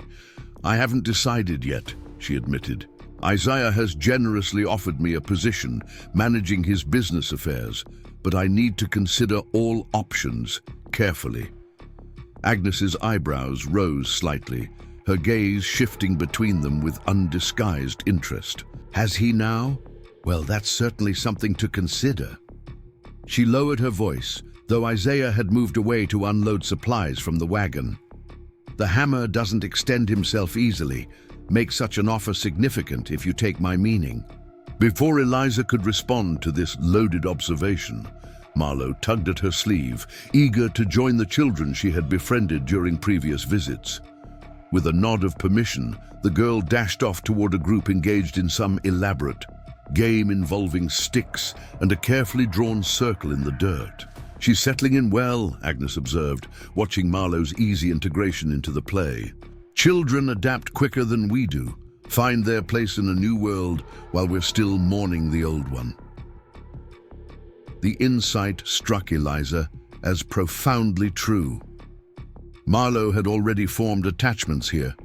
to the local children, to Isaiah's forge, even to the rhythms of life in this remote but close-knit community. Portland might offer more amenities and opportunities, but would it provide the sense of belonging the child was already developing here? The meeting starts after the midday meal, Agnes continued, gesturing toward a large canvas tent that served as the settlement's communal dining area. Join us? The widow Simmons made venison stew, and while it's not what you'd get at the Palmer House in Chicago, it fills the belly well enough. Eliza agreed readily, intrigued by the opportunity to observe the community's decision-making process. As she helped distribute bread among the gathered survivors, she noted how they naturally separated into factions, those committed to rebuilding versus those eager to depart. Yet despite their differences, a palpable sense of mutual support prevailed. These people had faced disaster together and emerged with strengthened bonds, whatever their individual plans might be. Isaiah remained largely on the periphery, his silence creating a natural distance that others seemed to respect without question. Yet Eliza noticed how frequently his opinion was sought through direct questions that required only nodding or head-shaking in response. His judgment clearly carried weight, even when minimally expressed. After the meal, the settlement's unofficial leader, a silver-haired man introduced as Judge Monroe, though whether this was a formal title or merely a nickname remained unclear, called the meeting to order. From her position at the edge of the gathering, Eliza observed the passionate debate regarding Rimrock's future. The valley floor is fertile land, argued a weathered farmer named Thornton, worth the risk of occasional flooding for the crop, yields it produces. We just need better early warning systems and higher ground evacuation plans. Tell that to the families who lost everything, countered a younger man whose wife clutched a sleeping infant to her chest. Including loved ones who couldn't reach high ground in time. Some risks aren't worth taking, no matter how rich the soil. The discussion continued in this vein. Practical considerations weighed against emotional impacts, immediate needs balanced against long-term security. Throughout it all, Judge Monroe moderated with the calm authority of someone accustomed to navigating competing interests. Eventually, attention turned to Isaiah, who had remained silent but attentive throughout the proceedings. "What say you, Hammer?" the judge inquired. "Your forge sits above the floodline. Will you remain if we rebuild closer to your location?" All eyes shifted to the blacksmith, who considered the question carefully before reaching for his slate. His response, when he held it up for all to see, was characteristically direct. "Will stay. Community needs forge. Location safer on ridge." A murmur of approval rippled through the gathering. His commitment seemed to solidify something for those still wavering, as if his decision to remain added weight to the rebuilding option. Eliza found herself wondering how many of those present knew the full story behind his silent presence among them, whether his apparent influence stemmed partly from mysteries they respected enough not to probe. The meeting eventually produced a compromise plan. Rimrock would indeed be rebuilt, but on higher ground, closer to Isaiah's forge, with the valley floor reserved for cultivation rather than permanent structures. Those who wished to depart with the stage would do so with the community's blessing and practical support, while those remaining would begin construction immediately on essential buildings. As the gathering dispersed, Judge Monroe approached them directly, his weathered face creased with a smile that didn't quite reach his eyes. "Miss Thorne," he greeted her with a courtly nod, "I understand you're weighing your options regarding the stage's return." "Yes," Eliza confirmed, conscious of Isaiah's solid presence beside her. "I arrived expecting circumstances that no longer exist. Now I must reconsider my plans." The judge nodded understanding. "Rimrock needs capable people as we rebuild. Should you choose to stay, I believe you'd find a welcoming community with opportunities beyond whatever arrangement you've made with our friend here." He glanced at Isaiah, something unspoken passing between the men. "The school will need a teacher when we rebuild it." The suggestion caught Eliza by surprise. "A teacher? I have no formal training for such a position." "You're educated, articulate, and good with children," the judge observed, nodding toward Marlowe, who was helping younger children gather firewood at the edge of the clearing. "More qualification than our previous schoolmaster possessed, I assure you.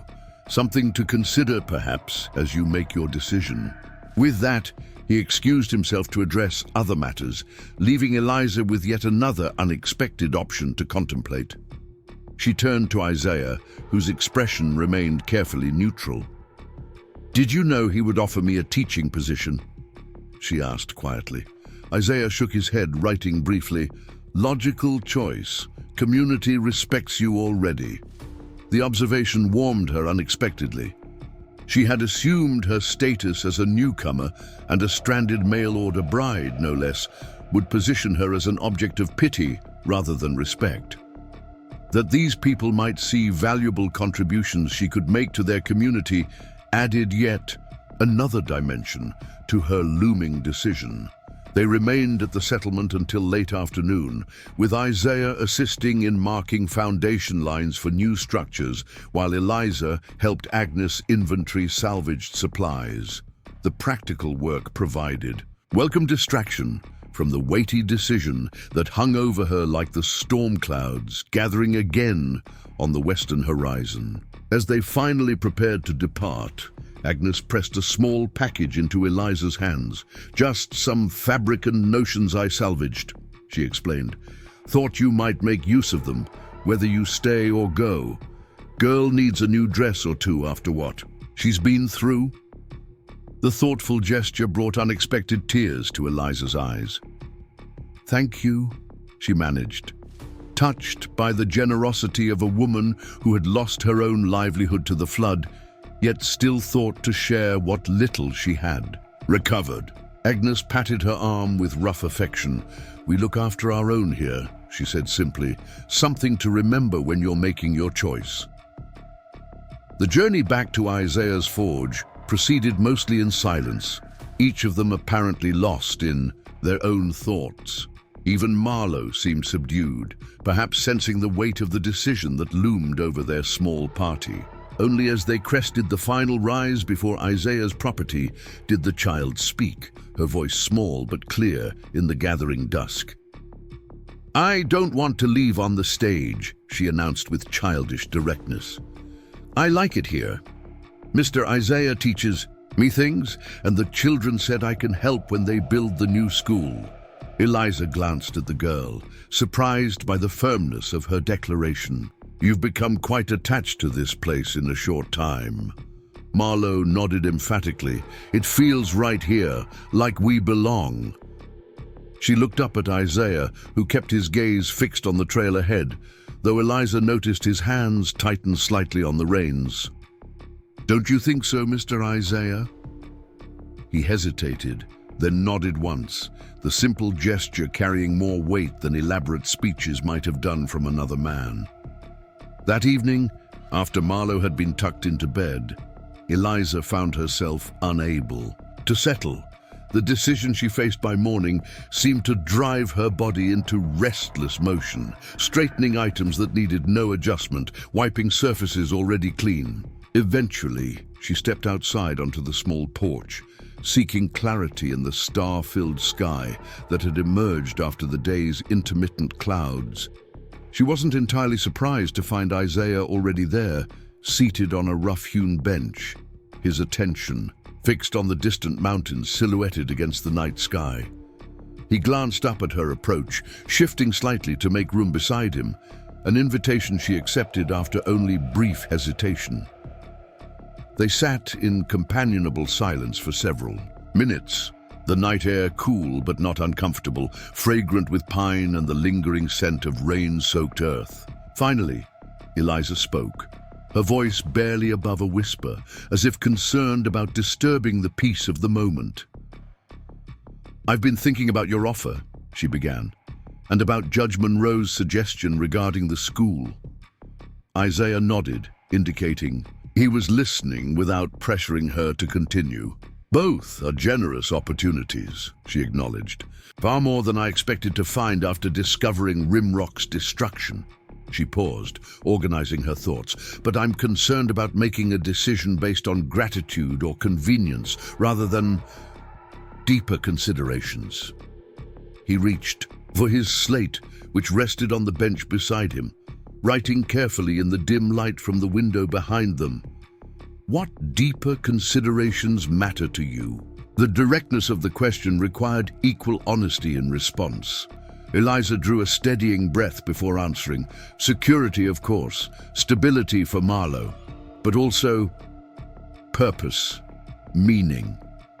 She gestured toward the forge, visible as a darker shadow against the night sky.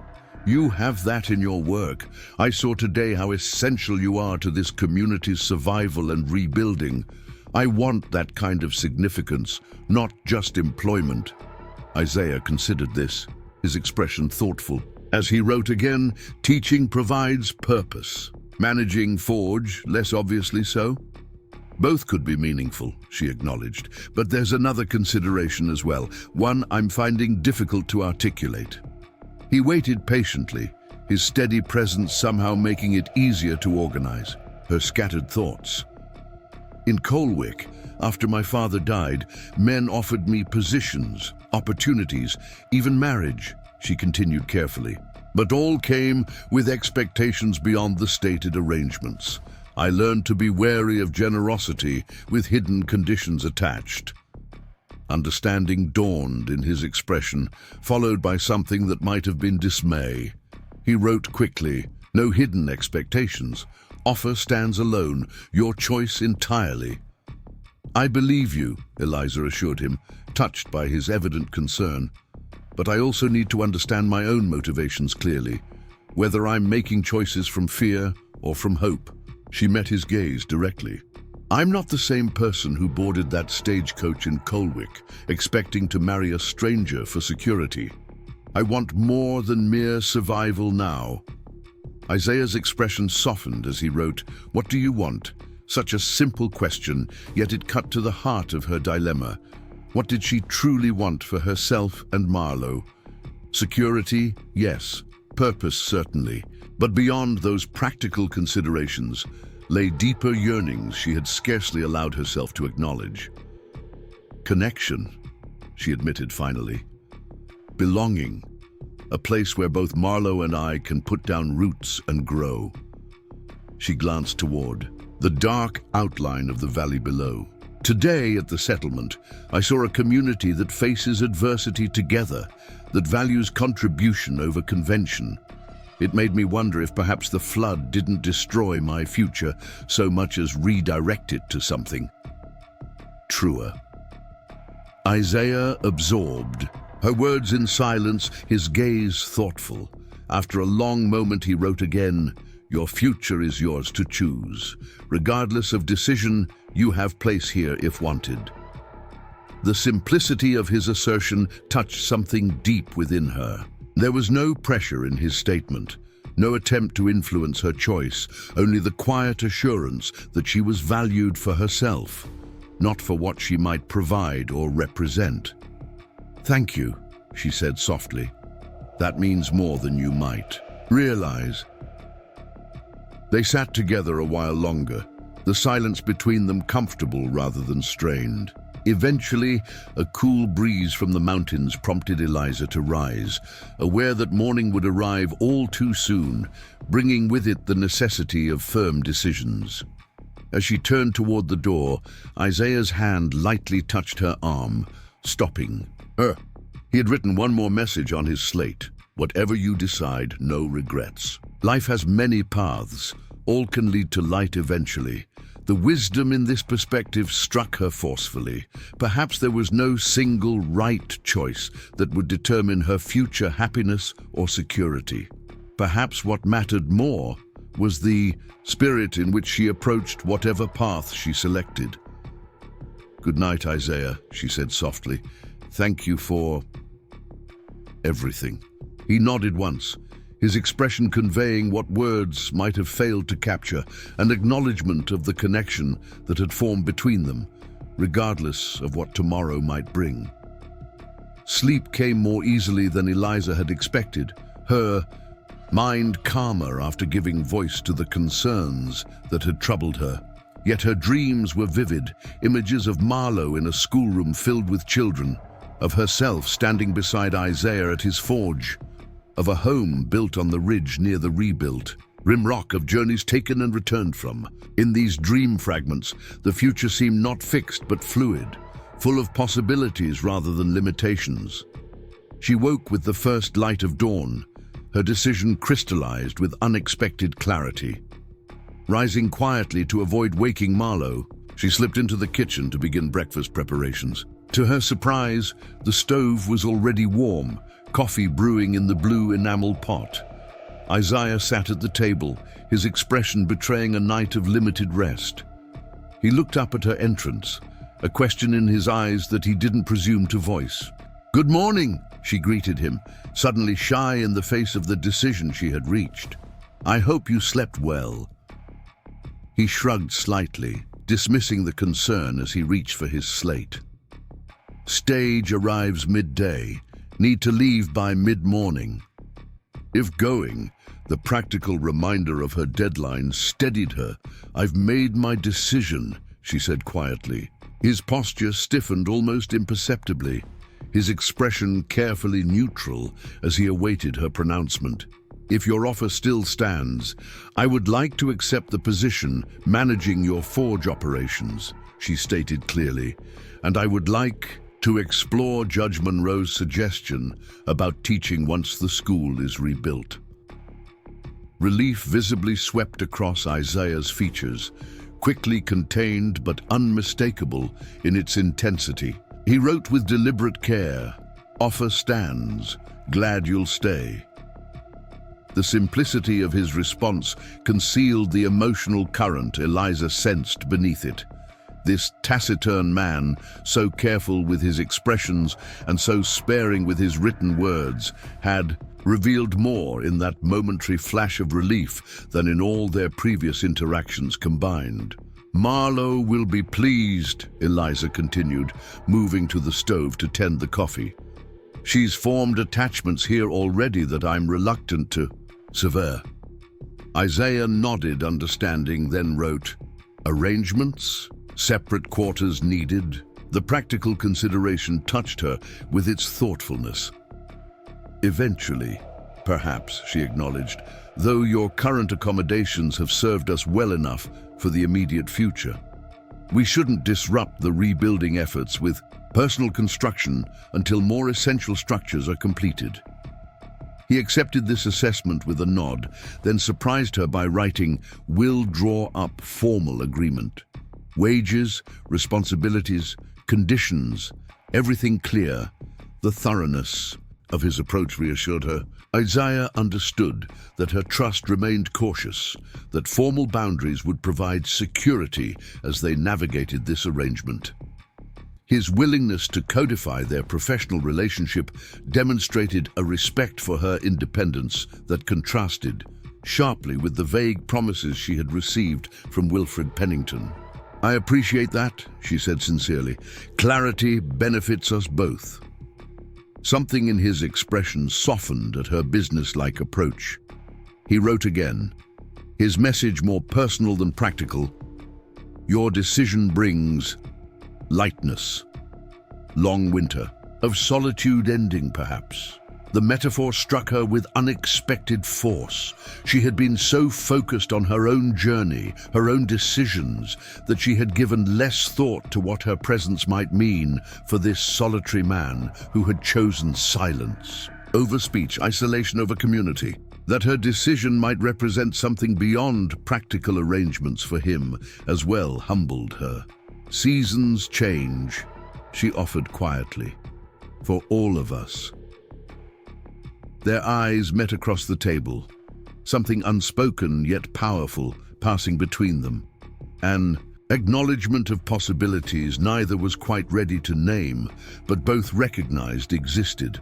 The moment stretched, broken only when Marlowe's sleepy voice called from the bedroom, asking if it was morning already. "Yes, little one," Eliza called, back, grateful for the interruption that allowed her to collect her composure. "Come have breakfast. We have news to share." Isaiah rose from the table, preparing to return to his forge with a nod of farewell. At the door, he paused, turning back to write one final message. "Will inform settlement of your decision. Prepare for stage without you." Eliza nodded agreement, watching as he disappeared across the yard toward his workshop. The sight was familiar now, his broad shoulders silhouetted against the morning light, his purposeful stride conveying the quiet strength that had become a stabilizing force in their disrupted lives. When Marlowe emerged from the bedroom, rubbing sleep from her eyes, Eliza beckoned her to the table. "I've decided we're going to stay," she announced without preamble. "Mr. Isaiah has offered me work managing his business, and the judge thinks I might teach when they rebuild the school." The child's face transformed with delight. "Really? We're not leaving on the stage." "Really?" Eliza confirmed, smiling at her enthusiasm. "This will be our home now, at least for the foreseeable future." Marlowe rushed to embrace her, small arms circling Eliza's waist with surprising strength. "I knew you'd choose right," she declared with childish certainty. "Mr. Isaiah needs us, and we need him too." The simple assessment contained a wisdom Eliza couldn't dispute. Need wasn't something she had considered in her decision, at least not consciously. Yet Marlowe had identified it immediately. They did need Isaiah, not just for shelter and security, but for the quiet strength he provided, the steady presence that had become their anchor in the turbulent aftermath of disaster. And perhaps he needed them too. Needed the connection to life beyond the forge, the voices that filled his silent home, the purpose of protecting something beyond his craft. Perhaps in the ruins of what should have been, they had each found something more valuable than what they had originally sought.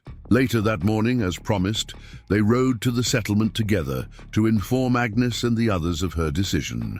The news was received with evident satisfaction, particularly by the judge, who immediately began outlining his vision for the new school with Eliza at its helm. "We'll need proper books," he declared, already making plans. "I'll send to Portland with the stage driver, and slates for the children. Perhaps your blacksmith can fashion some frames for them, eh?" His enthusiasm was infectious, painting a picture of revitalization that made the current cluster of tents and lean-tos seem merely temporary inconveniences rather than devastating setbacks. When the stage finally arrived shortly after midday, its appearance was greeted with mixed emotions throughout the settlement.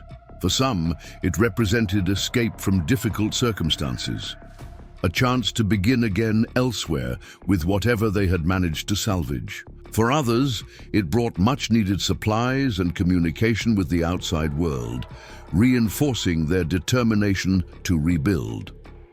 For Eliza, watching the vehicle that had delivered her to this unexpected crossroads in her life, it represented a road not taken, a future diverted by circumstance into something she could never have anticipated when leaving Coalwick. "No regrets?" Agnes asked quietly, coming to stand beside her as passengers boarded the departing stage. Eliza glanced toward where Isaiah stood, Marlowe perched on his shoulders to better see the commotion surrounding the stage's arrival. The tableau they presented, the silent, powerful man and the chattering child comfortable in his care, stirred something profound within her. "None," she answered with conviction. "This is where we belong."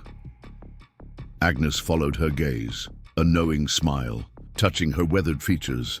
"The flood took much from all of us," she observed, But sometimes the tide that sweeps away what we thought we wanted delivers something we truly need instead. As the stage departed in a cloud of dust, carrying away those who had chosen different paths, Eliza felt an unexpected sense of peace settle over her. The future remained uncertain in many ways. Rebuilding would be challenging, establishing her place in this community would require effort, and navigating her evolving relationship with Isaiah would demand patience and understanding. Yet for the first time since her father's death had set her on this journey, uncertainty no longer frightened her. Whatever lay ahead, she would face it grounded in a decision made not from desperation, but from recognition of genuine possibility. The possibility of creating something meaningful from the ruins of what had been lost. And she would not face it alone.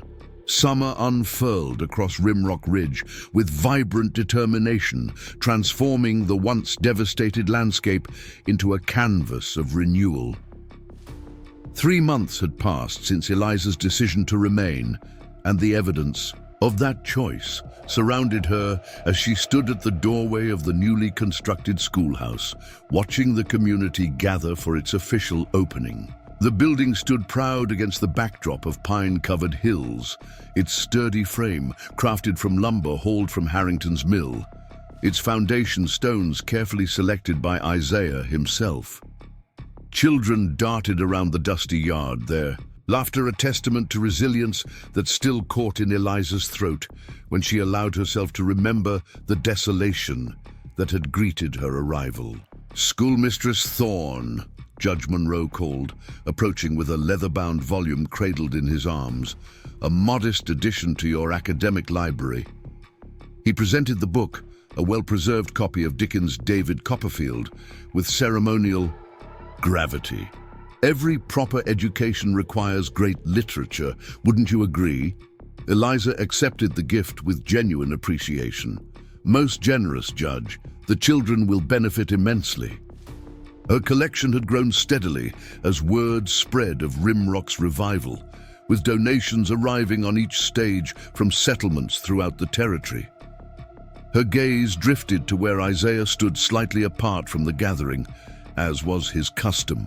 Though still maintaining his silence, he had gradually integrated further into community life, attending meetings and celebrations with increasing regularity. His position remained unique, respected craftsman, essential contributor, but always somewhat separate by nature of his quiet ways.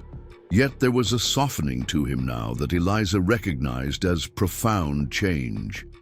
His eyes carried less shadow, his stance less rigid. Marlowe had attached herself to him as his unofficial apprentice, spending hours at his side in the forge, learning to shape small items with her own miniature hammer. The child's influence had worked subtle magic, drawing Isaiah further from his isolation with each passing week. Their living arrangement had evolved as well.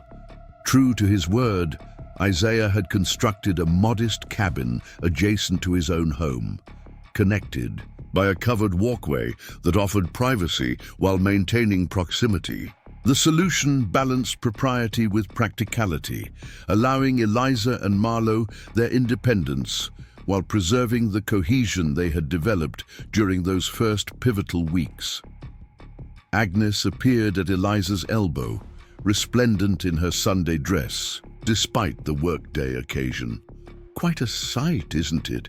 she remarked, surveying the thriving settlement that had risen from disaster. New buildings, new faces, even new babies on the way. She nodded toward a young woman whose expanding midsection proclaimed imminent motherhood. "Life continues, despite our best efforts to derail it." "You've all accomplished miracles in such a short time," Eliza observed, still amazed by the transformation she had witnessed. "Necessity mothers more than invention," Agnes replied pragmatically. "Though speaking of mothering, that girl of yours is becoming quite the blacksmith. Saw her nails holding firm in Jackson's new chicken coop." Eliza smiled, watching as Marlowe demonstrated a forging technique to several admiring children. Her Small hands mimicking Isaiah's precise movements. She's found her element here. As have you, Agnes noted shrewdly. Teaching suits you, as does your other arrangement. Heat touched Eliza's cheeks at the loaded observation. Isaiah and I maintain a strictly professional association, she said, the well-rehearsed response automatic after months of deflecting similar insinuations. Agnes snorted inelegantly. Save that for the newcomers who don't have eyes. The rest of us have watched you circle each other like cautious wolves since spring. She patted Eliza's arm with surprising gentleness. Fear keeps a heart safe, but makes for a lonely existence. Just something to consider from an old woman who knows the value of seized opportunities. Before Eliza could formulate a response, the judge called for attention, gathering the community to officially commemorate the schoolhouse. She moved forward to fulfill her role in the ceremony, the conversation lingering in her mind like an unresolved chord. Later that evening, as twilight painted the western sky in brushstrokes of amber and violet, Eliza sat on the porch of her cabin, reviewing lesson plans for the coming week. The sound of Isaiah's hammer created a rhythmic counterpoint to the evening birdsong, a cadence that had become as familiar to her as her own heartbeat. The door to his forge swung open, spilling golden light across the yard as Isaiah emerged, wiping his hands on a cloth. He paused, noticing her presence, then crossed to join her with unhurried strides. In recent weeks, these evening conversations had become a cherished ritual, moments of shared stillness after the day's demands had been met. He settled beside her on the bench, his slate resting on his knee as he wrote, "Successful day, community proud of school." "Proud of you?" "It was wonderful," she agreed, setting aside her papers, "though I suspect we'll discover all manner of oversights once 20 energetic children fill those benches tomorrow." Isaiah's eyes crinkled at the corners, his version of silent laughter. He wrote again, "Adaptable teacher, will manage chaos well." The compliment warmed her more than it should have, even after months of growing comfort between them. Their relationship had evolved into something neither had anticipated, a partnership that transcended their professional arrangement, yet remained carefully bounded by unspoken constraints. Marlowe appeared from inside the cabin, carrying a tray with 3 cups of tea balanced precariously upon it. The domestic gesture, performed with such solemn intent, tightened Eliza's throat inexplicably. "I made it myself," the child announced, proudly distributing the cups with exaggerated care, "with the mint leaves Mr. Isaiah planted for us." "It smells wonderful," Eliza praised, accepting her portion. "Very grown-up of you to think of refreshments." Marlowe beamed, settling cross-legged at their feet with her own cup, launching into an enthusiastic account of her day's accomplishments. Eliza observed her ward's animation with quiet joy, still marveling at the transformation from the subdued child who had arrived at Rimrock months before. When Marlowe finally exhausted her narrative and reluctantly agreed to prepare for bed, Eliza found herself alone with Isaiah once more. The silence between them, comfortable, yet somehow charged with unspoken awareness. "Agnes made an observation today," she ventured, uncertain why she felt compelled to share it. "About us, about how we've been cautious with each other." Isaiah's expression remained neutral, though his fingers tightened slightly around his slate before he wrote, "Caution has purpose, protects against mistakes." "Yes," Eliza agreed, gathering courage for words long considered but never voiced. "But perhaps there comes a point when caution itself becomes the mistake." He went very still, his gaze fixed on the darkening horizon, as if the appropriate response might be written there. Finally, he turned to her, his expression more open than she had ever seen it, vulnerability evident in the set of his shoulders. "What are you saying, Eliza?" The direct question demanded equal directness in response. I'm saying that we've built something here, not just structures or systems, but connections between you and Marlowe, between the three of us together."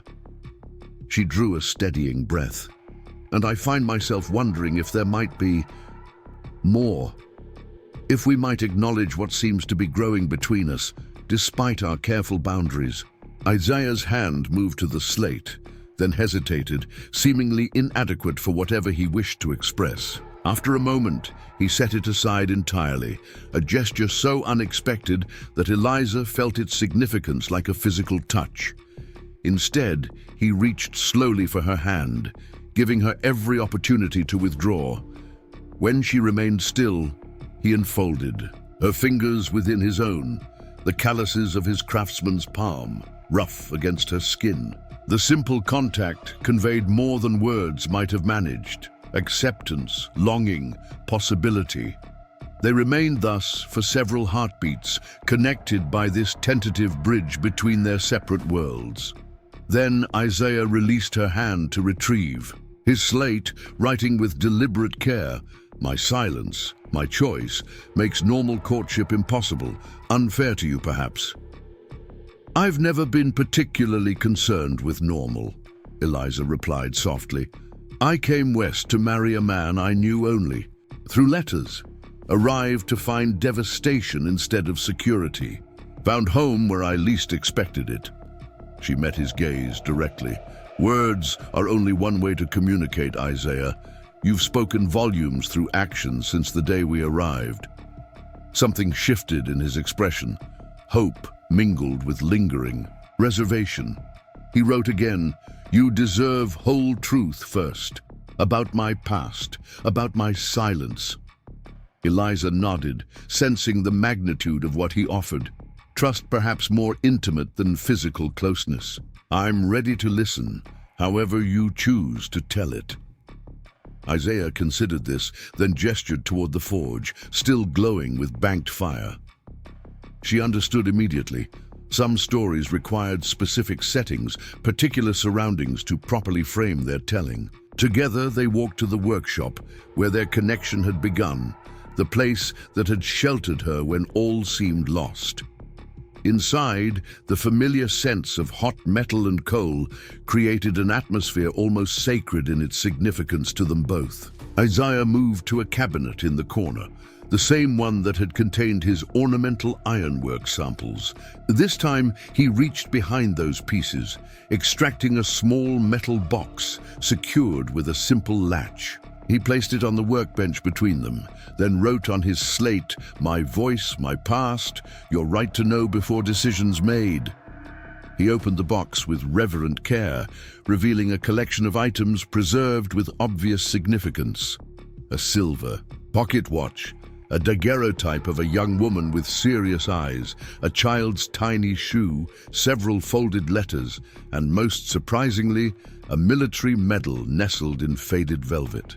With patient, careful writing, Isaiah began sharing the story he had guarded so closely of family lost in a border settlement raid while he was away serving as a cavalry blacksmith, of survivors rescued but guilt that could not be outrun, of a voice silenced by choice when words proved inadequate vessels for grief. As twilight deepened into true night around them, they crossed the final frontier between separate lives and shared future. No dramatic declarations punctuated this transition. Only quiet understanding, hands occasionally touching, eyes meeting with newfound openness. Later, Eliza would reflect that their journey mirrored the community that had embraced them, built not from sudden passion, but from steady, intentional construction. Foundation stones carefully placed, framework rising deliberately, finishing work adding beauty to essential structure. A creation designed to withstand whatever floods might come, anchored on higher ground than where they had begun. When Isaiah walked her back to her cabin, his hand brushed hers in the darkness, a question rather than a statement. Her fingers intertwined with his in response. Answer enough for now, with time stretching before them for all else that might follow. At her door, he wrote one final message for the night. tomorrow. The single word contained multitudes: promise, possibility, patience. Tomorrow, she confirmed softly, and all the days after. His smile, rare and transformative, illuminated features once haunted by shadows. With a gentle squeeze of her hand and a nod toward Marlowe's window, he turned toward his own dwelling, his step lighter than she had ever witnessed. Eliza watched him go, marveling at how thoroughly fate had rearranged the future she had traveled west to claim. The flood that had seemed disaster had instead cleared away false promises, creating space for authentic connection to take root and flourish on higher ground. She had arrived seeking security through marriage to a stranger. Instead, she had found home in a silent forge, purpose in a reborn community, and love in the careful hands of a man whose deepest communication required no words at all. Up next, you've got 2 more standout stories right on your screen. If this one hit the mark, you won't want to pass these up. Just click and check them out.